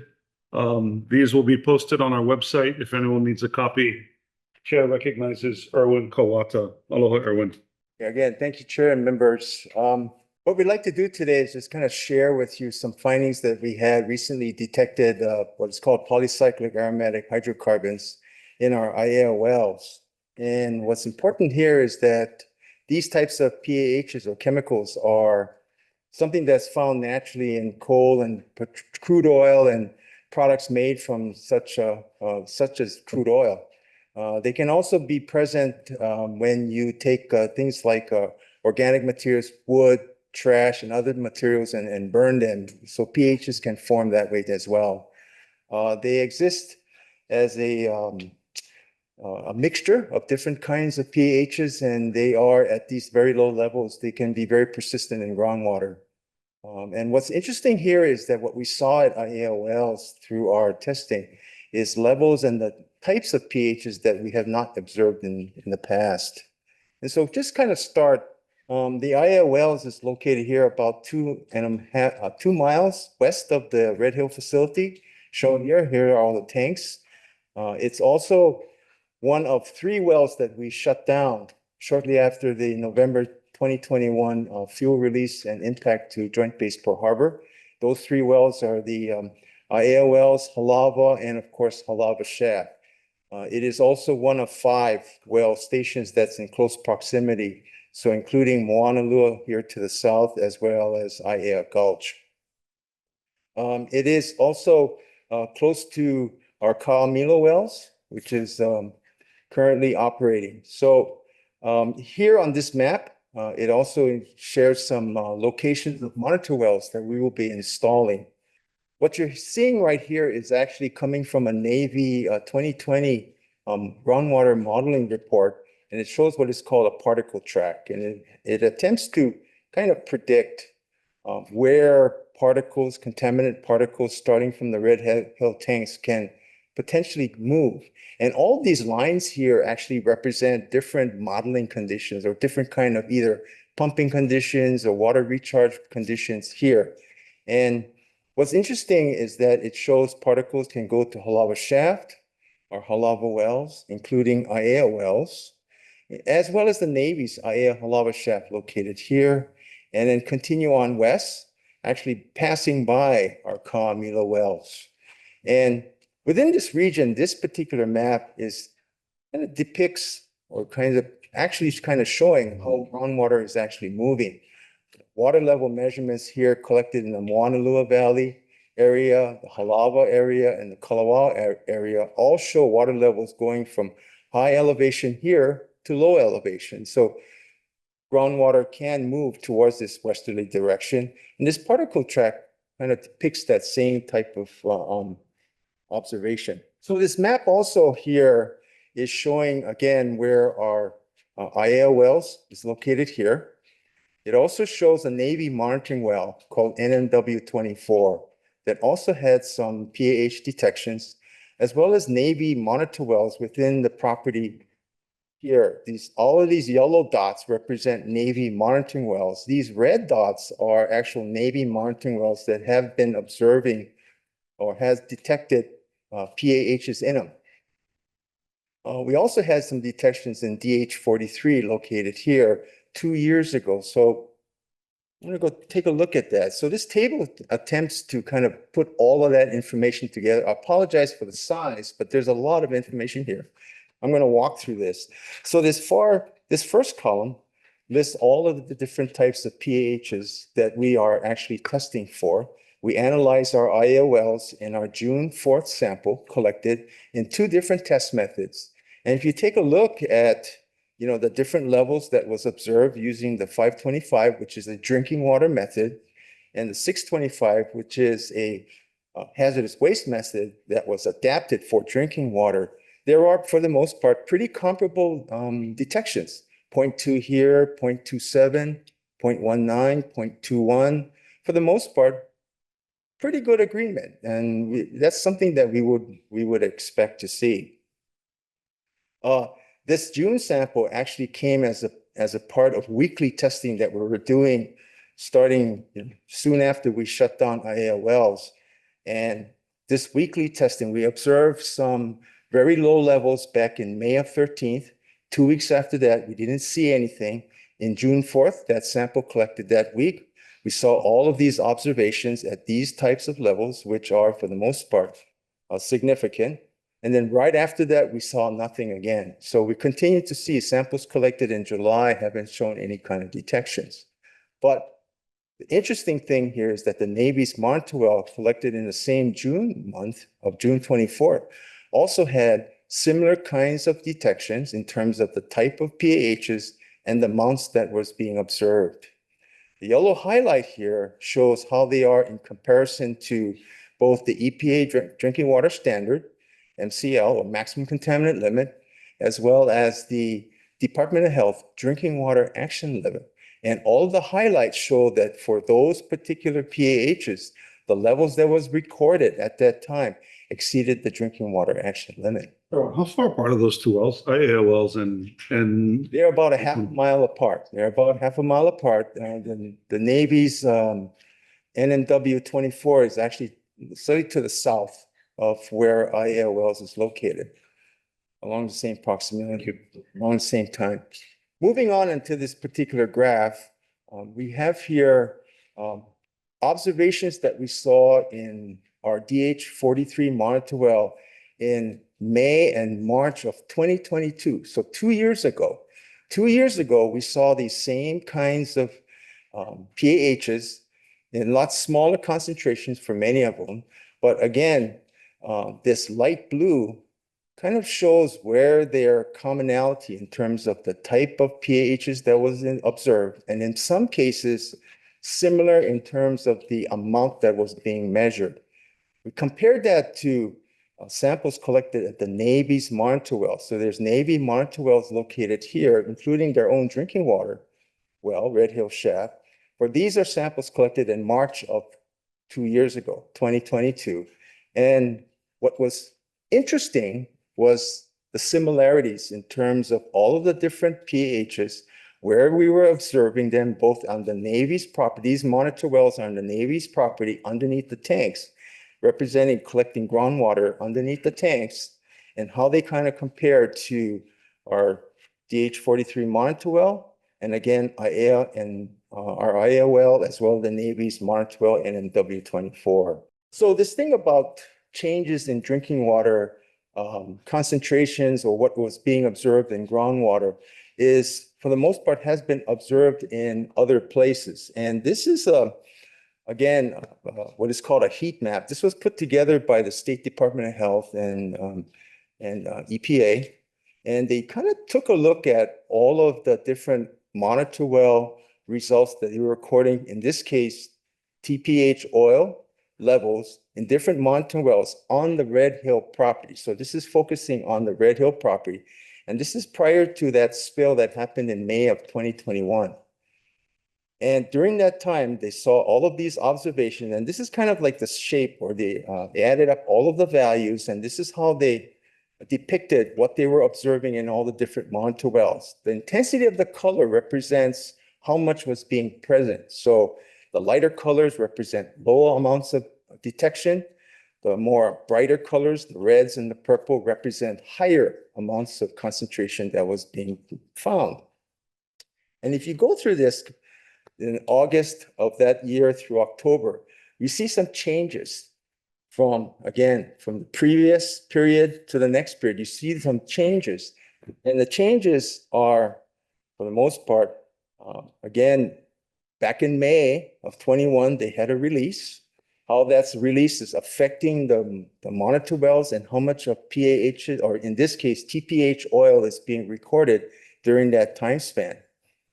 As you move forward in time, this is November of 2021. This is when they had that major release of contamination that affected Red Hill Shaft and ultimately Joint Base Pearl Harbor.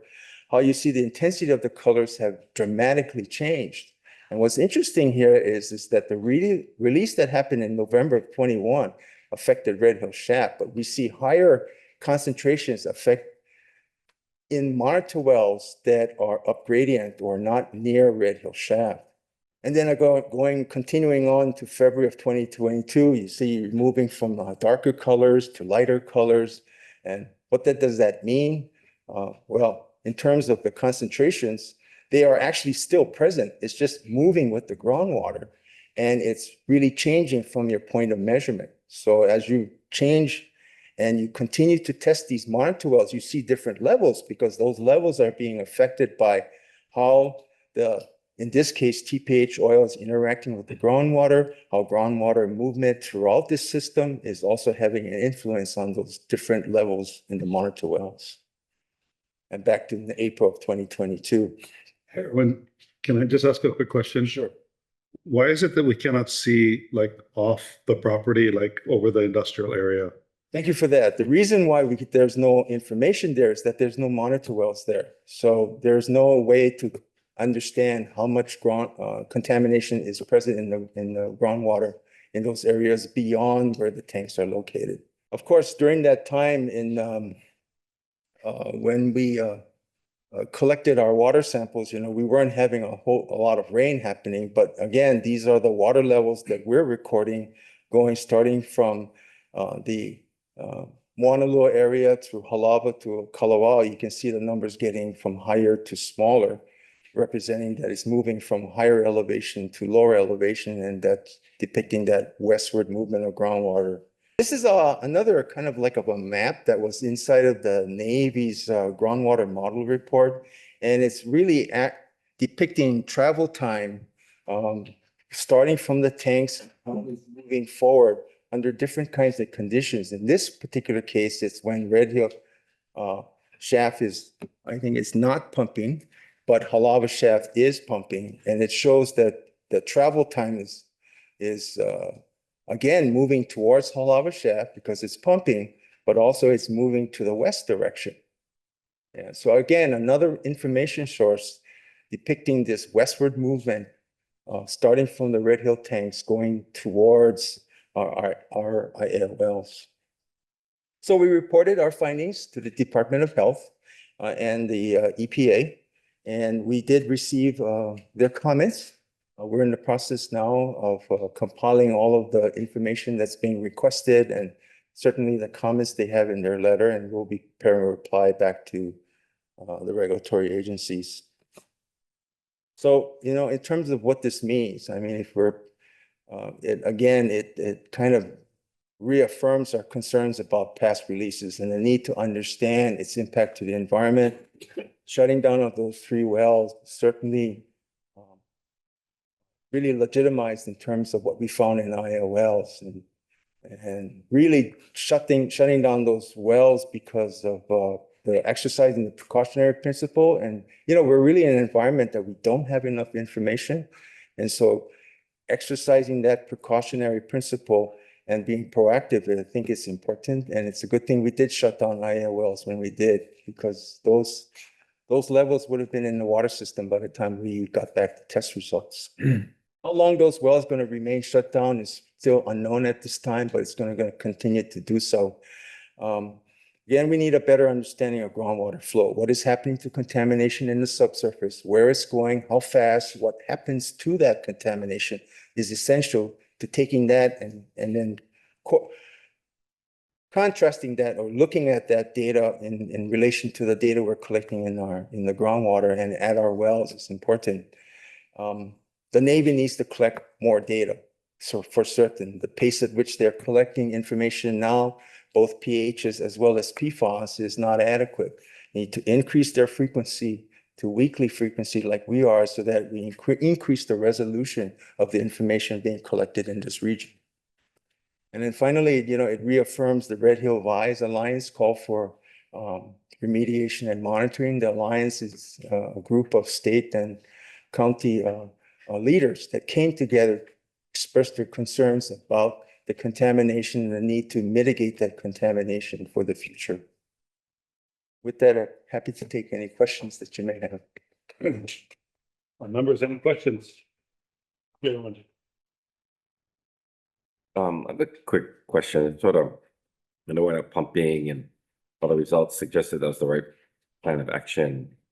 Do you have a sense yet at this time, like what would you need to see at some point before you started feeling okay about repumping? Like what kinds of conditions are you looking for? Erwin, maybe you can point to where the Navy's monitor wells are located, most of them. Most of them are here. There's a few here, here. The vast concentration are on Navy property below the tanks and nearby.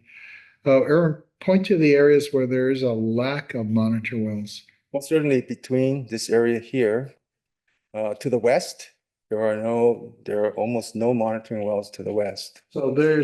So when you go back to the heat maps, you can see in the heat maps, they're able to plot the amount of contamination dissolve TPH and groundwater. But they can only plot where they have data. So from this area all the way over to Ayahalava, there's almost no data.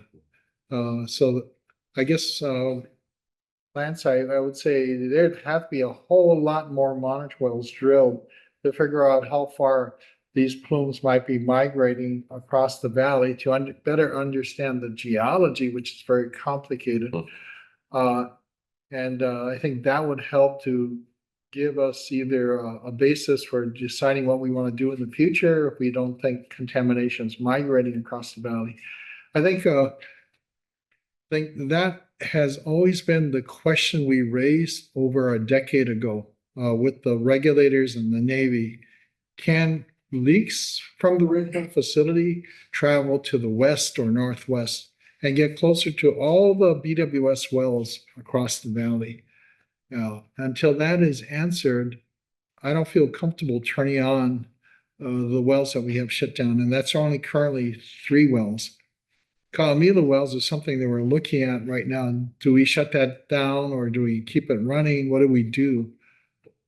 How do we supply the needs of our community and protect their health? So if what we need is more data, then, considered effort on getting the right systems seems grateful. A much more robust monitoring well network. But I think what came out of the discussion on the water testing done on Joint Base Pearl Harbor Hickam, I think it casts a shadow on maybe the integrity of even their groundwater sampling and testing protocols maybe that needs to be really looked at more closely. I think the idea of independent, objective third party that is doing the sampling and doing the analysis, the test, so that we can trust the results, that the results are it's going to be good data that we can rely upon to make decisions going forward. I think that's one of the things that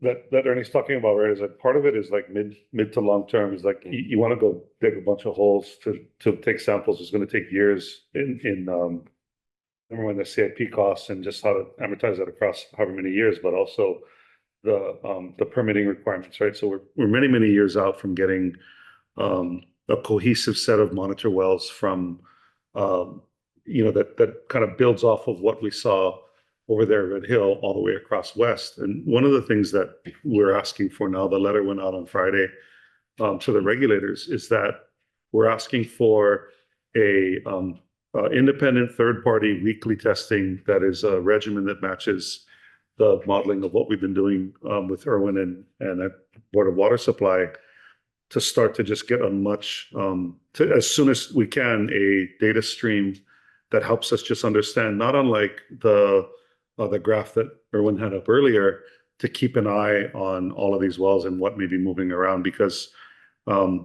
it's not a complete picture. It won't be for many years, but we're looking at these exceedances way 2 miles away, and there's a pretty broad, honestly, there's a pretty broad discrepancy as to what it could be.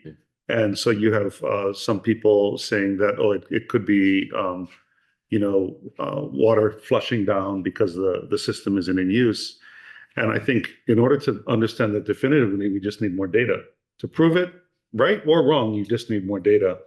It's imperfect data, but it's a data stream that I think is warranted at this point. It's like, what is the reasonable thing to do at this point? The reasonable thing to do is go get more data. I think in the near term, because the chair is absolutely right. Drilling monitor wells is not a rapid process. The near term things that could be done immediately is increase the frequency of sampling and testing. Go from, I think the Navy might be on biweekly or monthly right now. Go to weekly immediately at all locations, all their monitor well locations.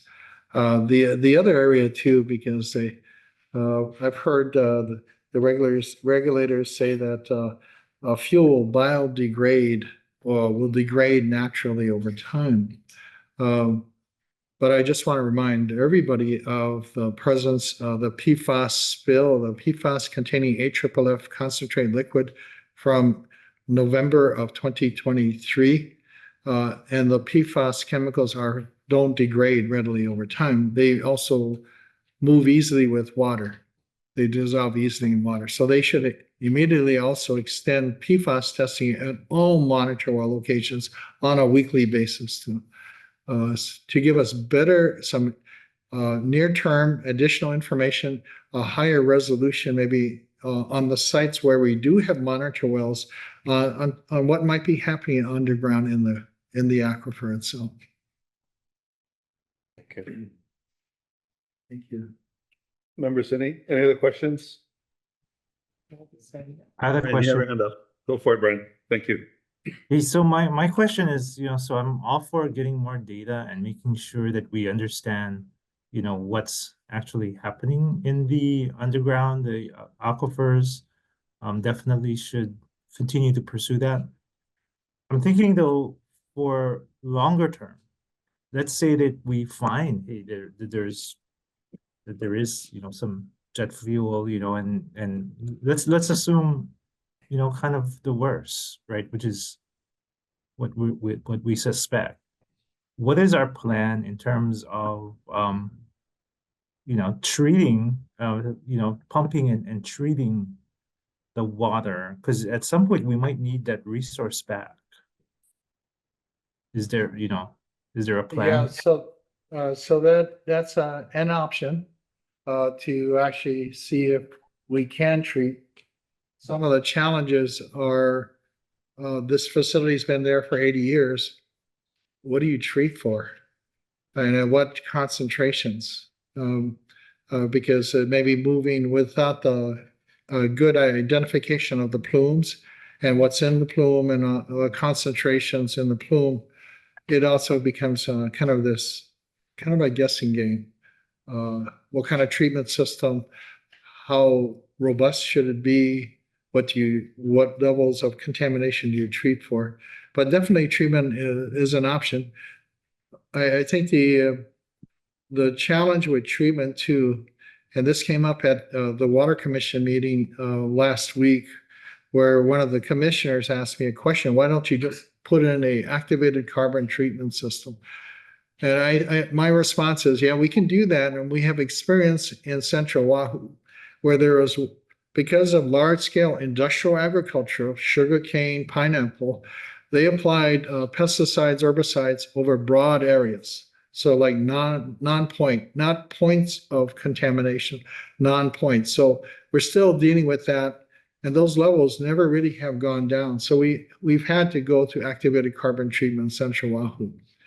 In this case, that is an option. However, who pays for the cost of that treatment system? Not only the initial construction, but also the ongoing operation and maintenance of the treatment system.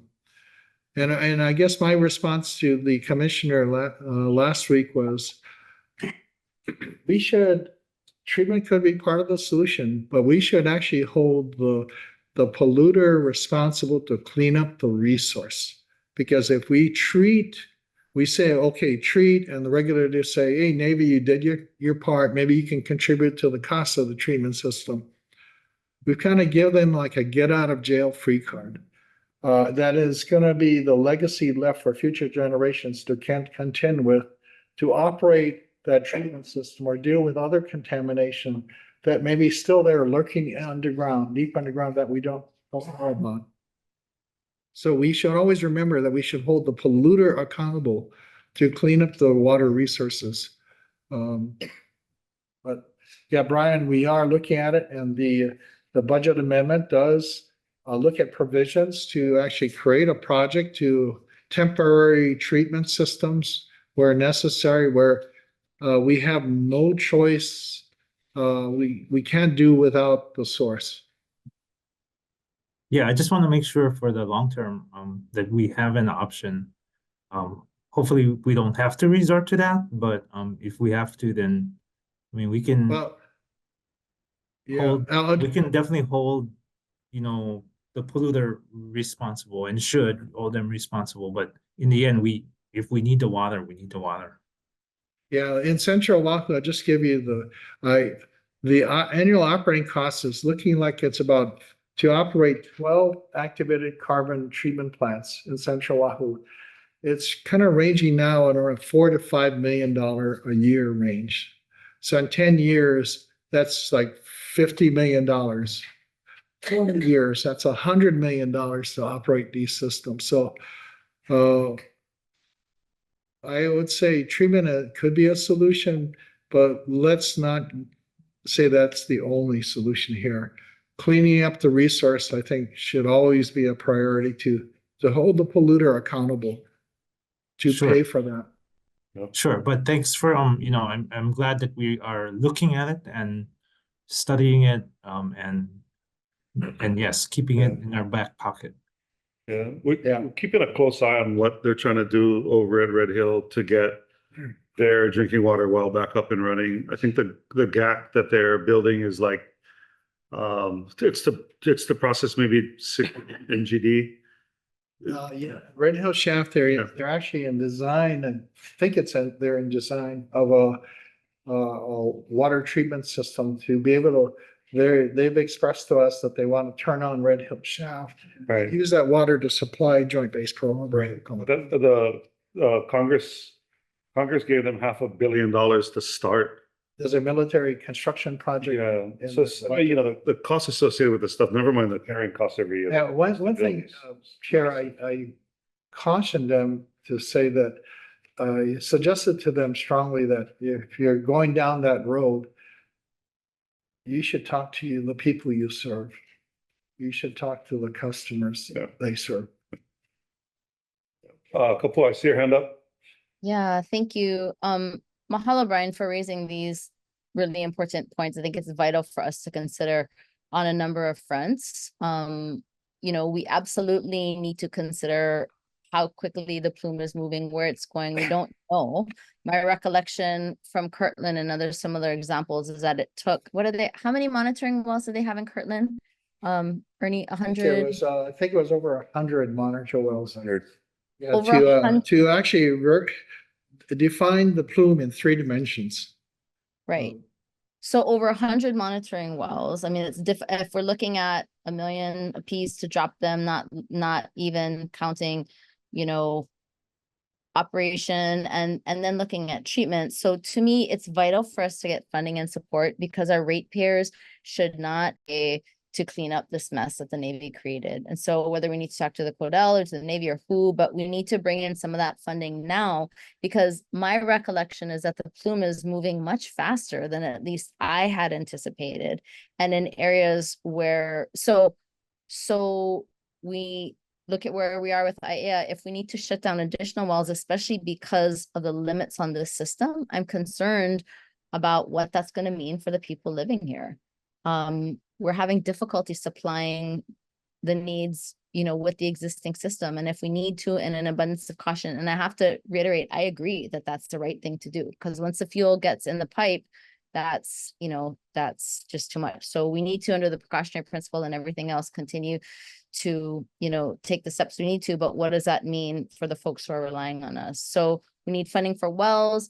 With respect to the treatment, I agree with Ernie. We need to talk to the folks who are going to be drinking it, because there's one of the complexities, as he pointed out, is we don't even know what's in the water. So difficult to design a system when for 8 years they've been putting all kinds of stuff in there. And we need different systems to treat different things. But in addition to all of that, the complexity, the cost, there's the ick factor. The Hamakua wells on Maui, they spent all of this money trying to clean it up, and nobody in the community wants to drink it. I don't think it's been used.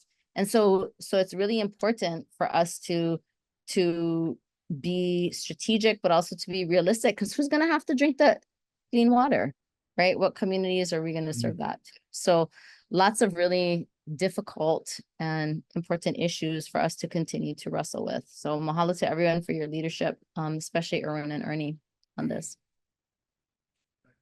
Maybe just a comment, Erwin and Ernie.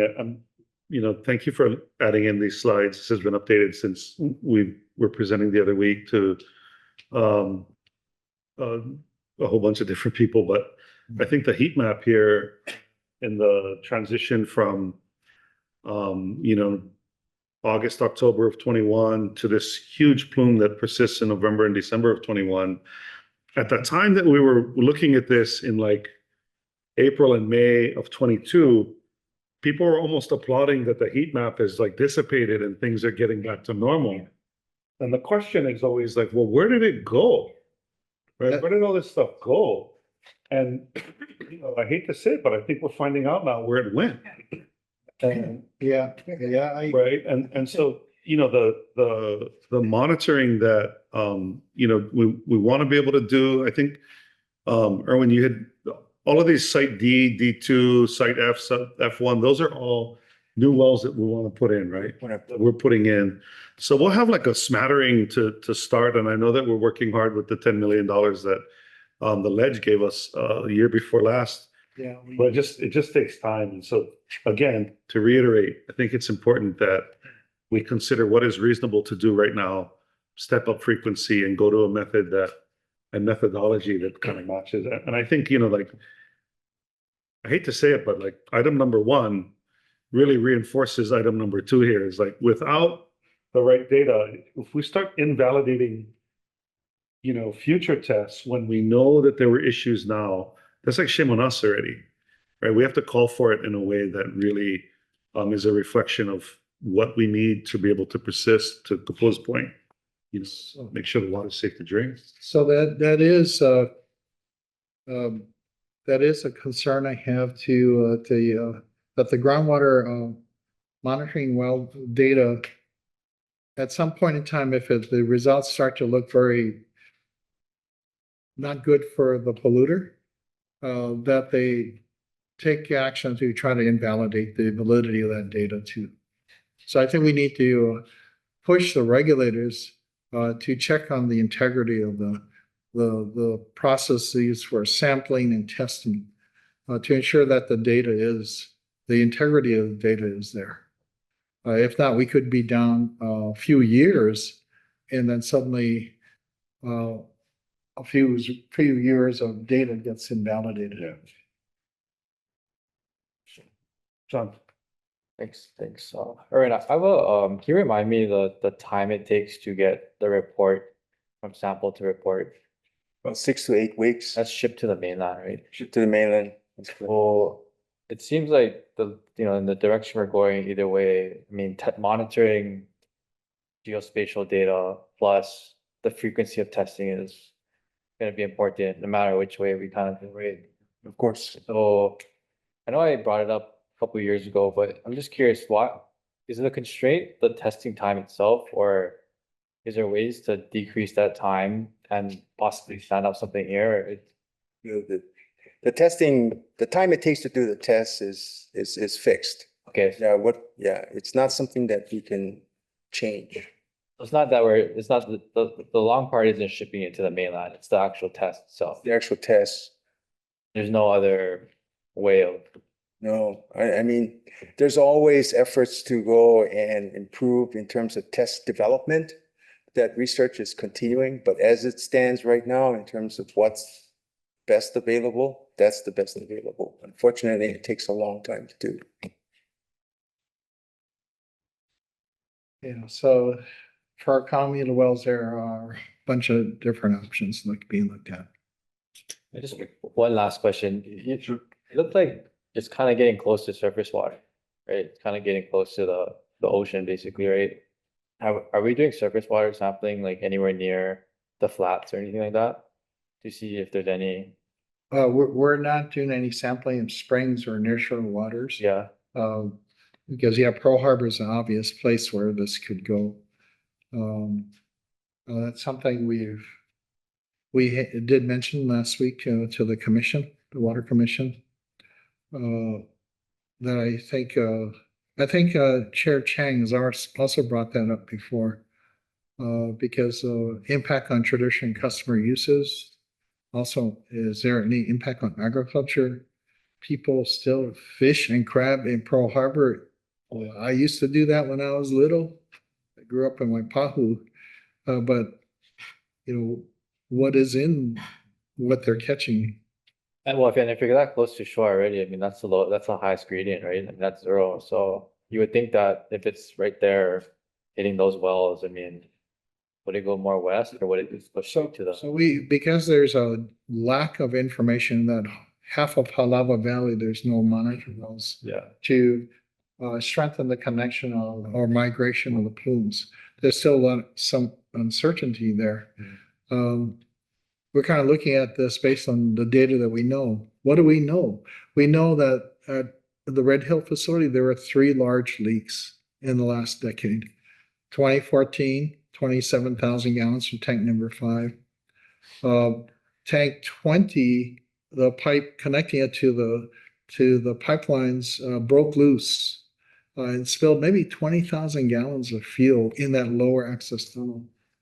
They didn't know they got it caught up, a good part of it caught up in there and put into an AFFF system drain line made out of PVC pipe, which broke right above Red Hill Shaft in November of that year. And that spilled tons of stuff, thousands of gallons into the environment, into the aquifer itself.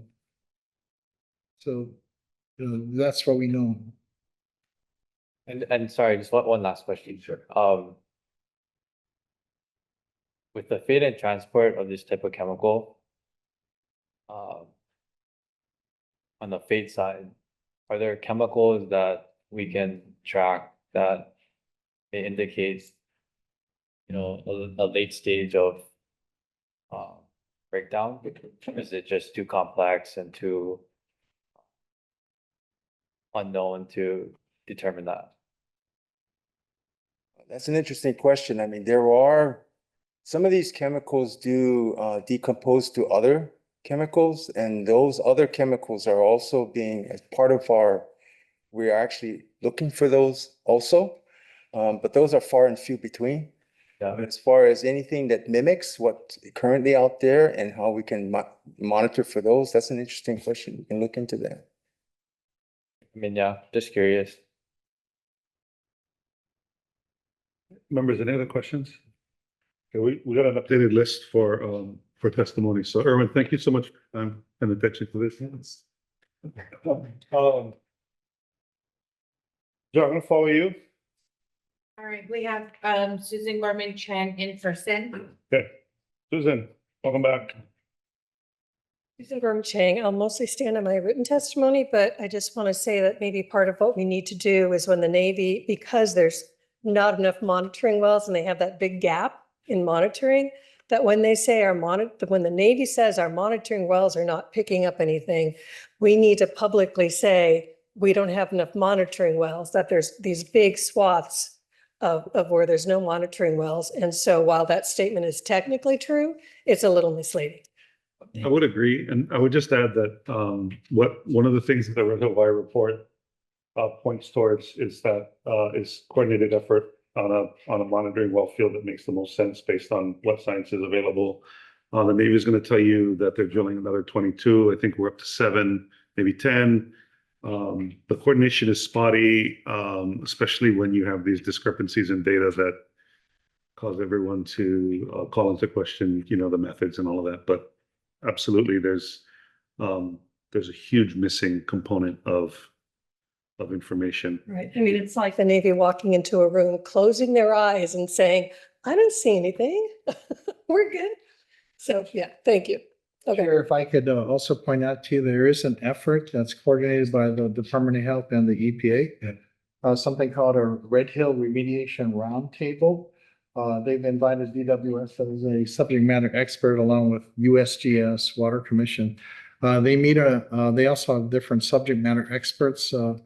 This group's been meeting probably for now a year and a half to 2 years. And I think what they need to do is actually become more public in what they're looking at and what their thoughts are in the investigation. At our very first meeting that they convened, I brought up the issue, the need for community engagement and transparency in that process. That's something I think that maybe we need to push harder on, the greater transparency on this investigation. One quick thing about transparency and talking with the community. I was a member of the CRI. I've stepped back and more people have come in. But the Navy has refused to meet with a community representation initiative for several months now. And so that is not community engagement when you refuse to even show up to a meeting. So thank you. Joy, who do we have next on the? Wait, Well, we have JVM. hang on, is anyone else here for in-person testimony? Come on, Danny, come on up. Great. Hey, mahalo nga Opo. Thank you so much for your consistency and for really being leaders in this effort. I wrote some things down just so that I didn't want to forget. For your folks' transparency and integrity and openness and collaboration with the community, for bringing in, this panel of experts, and mahalo to you folks for being here and present with us. For your abundance of caution, for somebody who lives and drinks and operates in this area, and is fed by the wells that are in question, and my family as well. Mahalo for prioritizing our health and well-being and that of my family and community. And also for calling for true remediation of the source, as somebody who cares for Lo'ikalo, fed by springs in this area, and that's always a concern for us. For Ernie, your articulating of calls for holding the polluter accountable, and for pushing the regulators to ensure integrity in every step of the process. A little mahalo to you folks for all of your work and for all that you do, and also let us know how we can continue to be present in Kakoi, folks. Thank you, Danny. Anyone else in the room? Okay, we can go on to online. Who's first, Joy? Davian Thomas. Okay, I just want to say to our city Board of Water Supply, humbly being an affected family member, right? I mean, since I became a Navy wife on this island since 2005, and now still living Pearl City Peninsula, and we're still not using our tap water on the Navy pipes. I just want to say mahalo to all that you guys are doing, to being pretty much our superheroes. You guys are pretty much the only entity within our city, minus our state and minus our Department of Defense, that have been there through and through for us, and even the water protectors that's been there for our home island and for we, the affected families. So I want to give a big mahalo with that. And I'm trying my best to educate and keep up to par, have our ohana, all my ohana and island friends keep up to par with what's going on with this Ka'amilo water well as well too, and what's going on. And thank you guys so much from the bottom of my heart. That's all I just wanted to say. Thank you, Mom. Thank you so much. Thank you. You're welcome. Sorry, who's next and then who's after that? We have Tara Rojas, we have Marty Townsend, and then Wayne Tanaka. Okay, so Tara, go ahead and unmute, and then Marty, and then Wayne. I just want to say on this item, again, as many have said, when is the Navy ever gonna admit to anything? Anything that has been brought to them, they'll find any excuse in the book but rather than admit that that's what it is. And what is really disconcerting, again, is that knowing that the Navy and the Army and the EPA and the DOH, they all signed off on a report that they should have nitpicked before they even signed off and approve it. Now, if they signed off and we're finding all about all this now, then that is just proof that one, they need to admit it, they need to hold themselves accountable to remediate it and fix it. And yes, we need to have the Navy pay for this. It should not be on us. We already have the burden of the harm it caused us and is still causing us, and now not to add on the cost. So again, it's just like the wolf guarding, the hen house, where they're just saying, no, nothing's wrong here. And as previous testifiers have said, we need to sound the alarm and push it up the command.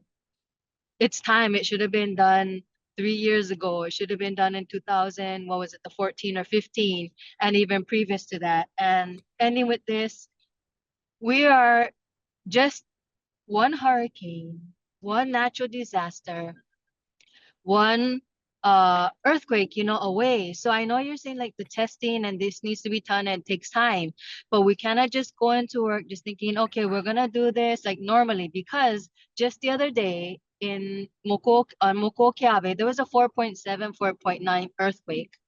And because of the geothermal, the injection and the pumping and all that caused the 2018 fissure, there are so many people that are getting Ike Kupuna downloads or Kupuna visiting them. And then for the longest time, they're putting out the warning call. So now it's your and our turn, the only entity standing up with us, the community, and that can sound the alarm. It needs to be sounded. It needs to be pushed up. They need to hold themselves accountable and they need to pay for it. And this needs to go all the way up because we need our water. This is a drop in the bucket, whatever it'll cost for them to remediate this. They have the money. So this needs to be taken care of now because we're just one weather circumstance away. Mahalo.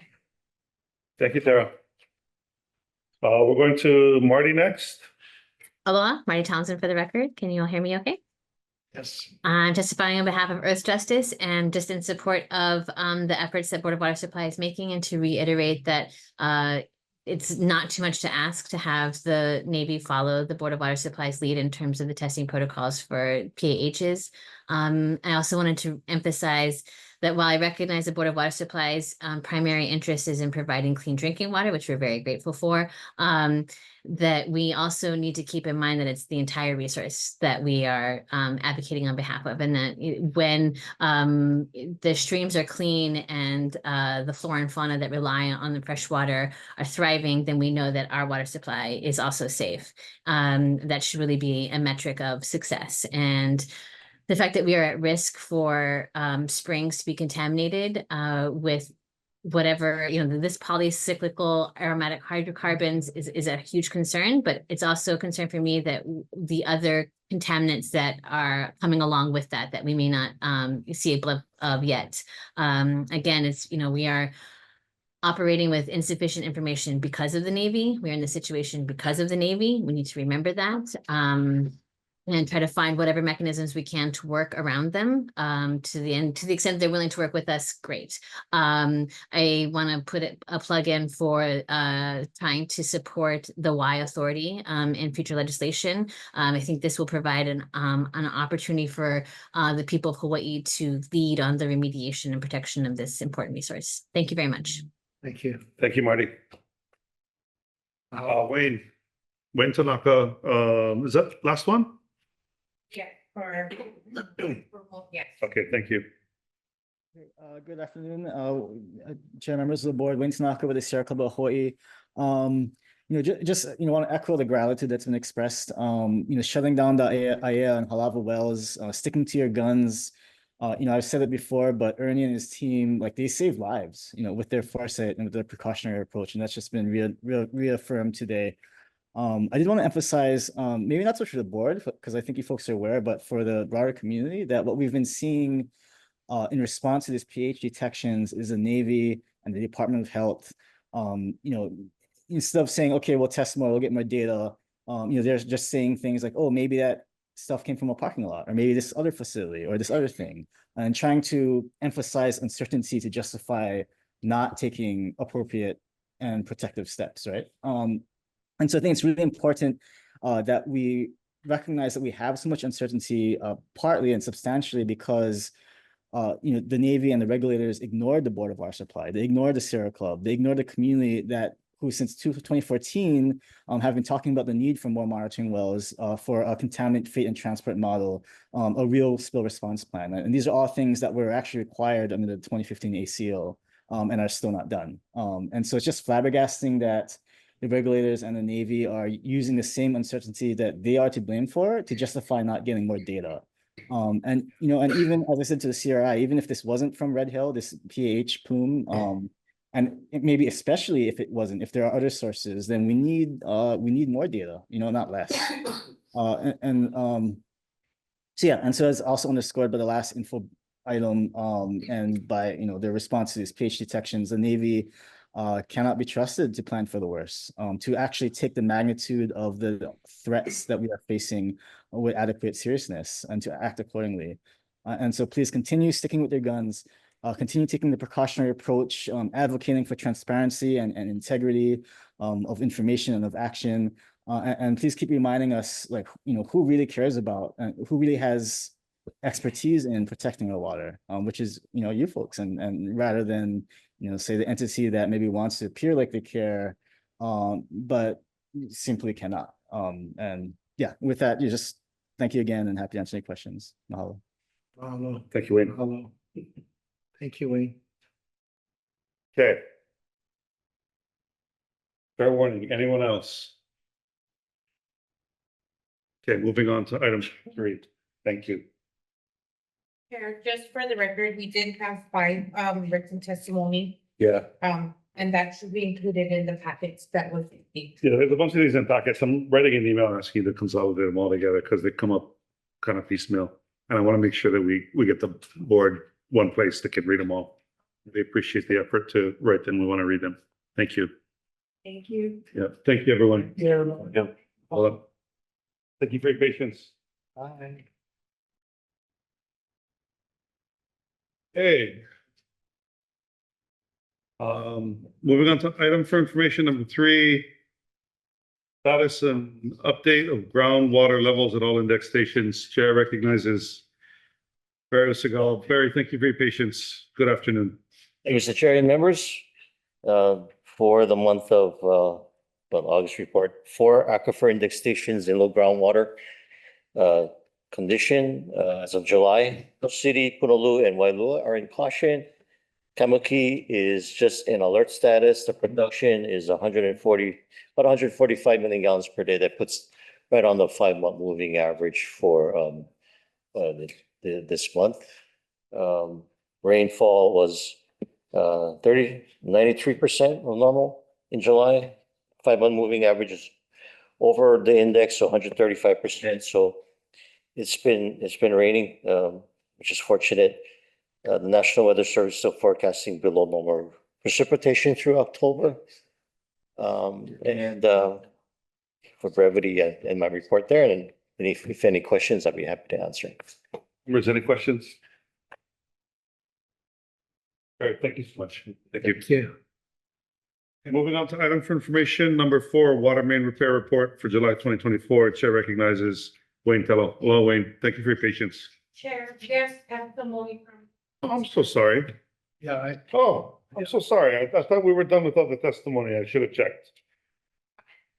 This for item number 3. This is online. Wayne, you gotta hang 1 more minute, Wayne. Chair recognizes Tara.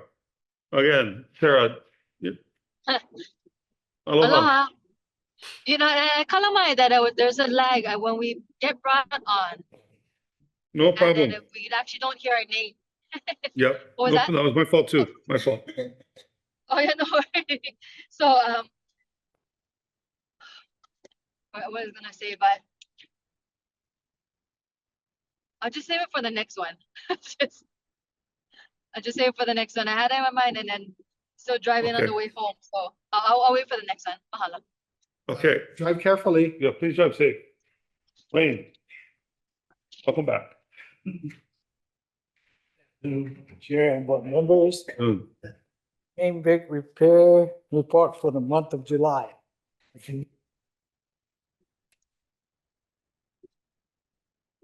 Okay, if we had 12 main breaks, 4 were leaks and 7 were breaks and 1 damage. For leak detection,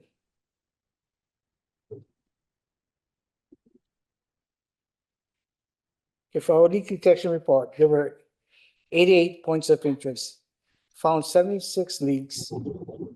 8 were main leaks, 62 meter coupling leaks, 3 were on the customer side, and 3 were service leaks.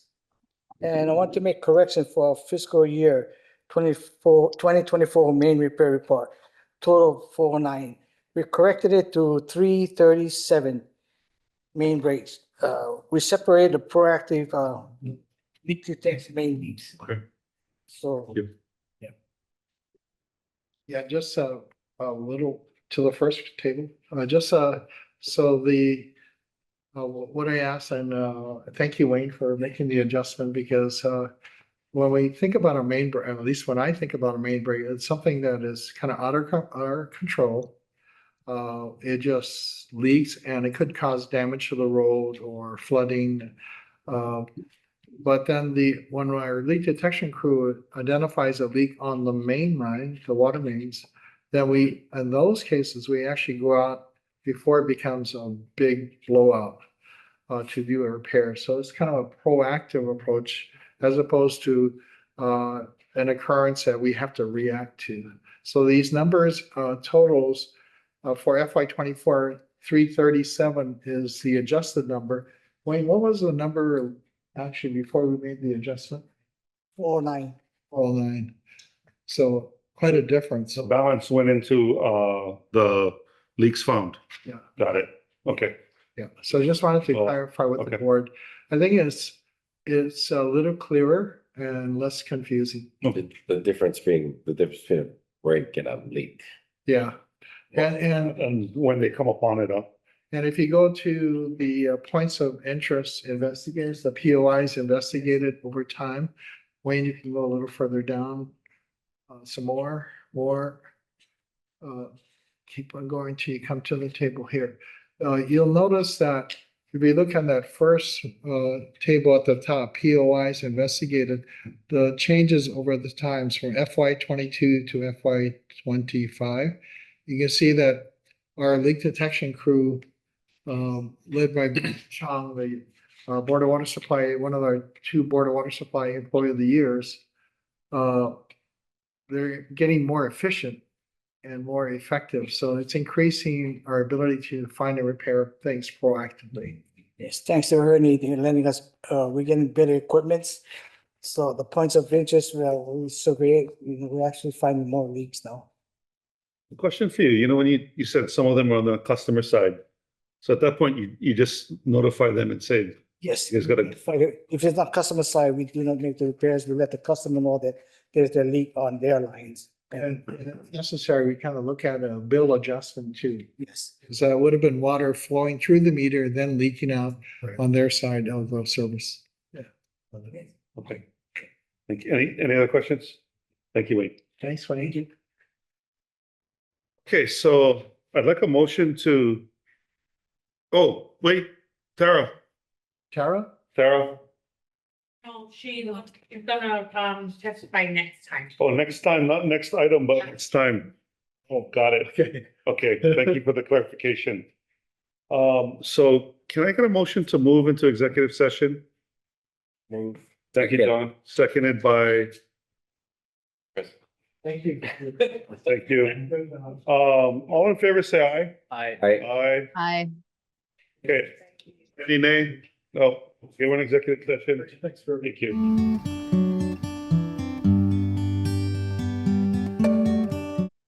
This is the board action we took in executive session was to authorize the manager and chief engineer to to submit a request for exclusion or opting out in accordance with the settlement agreements associated with MDL number 2-18 MN 02873 relating to the City of Camden et al. Versus BASF Corporation number 2-24 CV 03174 RMG and City of Camden et al. Versus Tyco Fire Products LP et al. number 2.24.CV-02321-RMG. So we are going to opt out of that settlement, and that needs to go to attorneys soon because I think one of those is in September.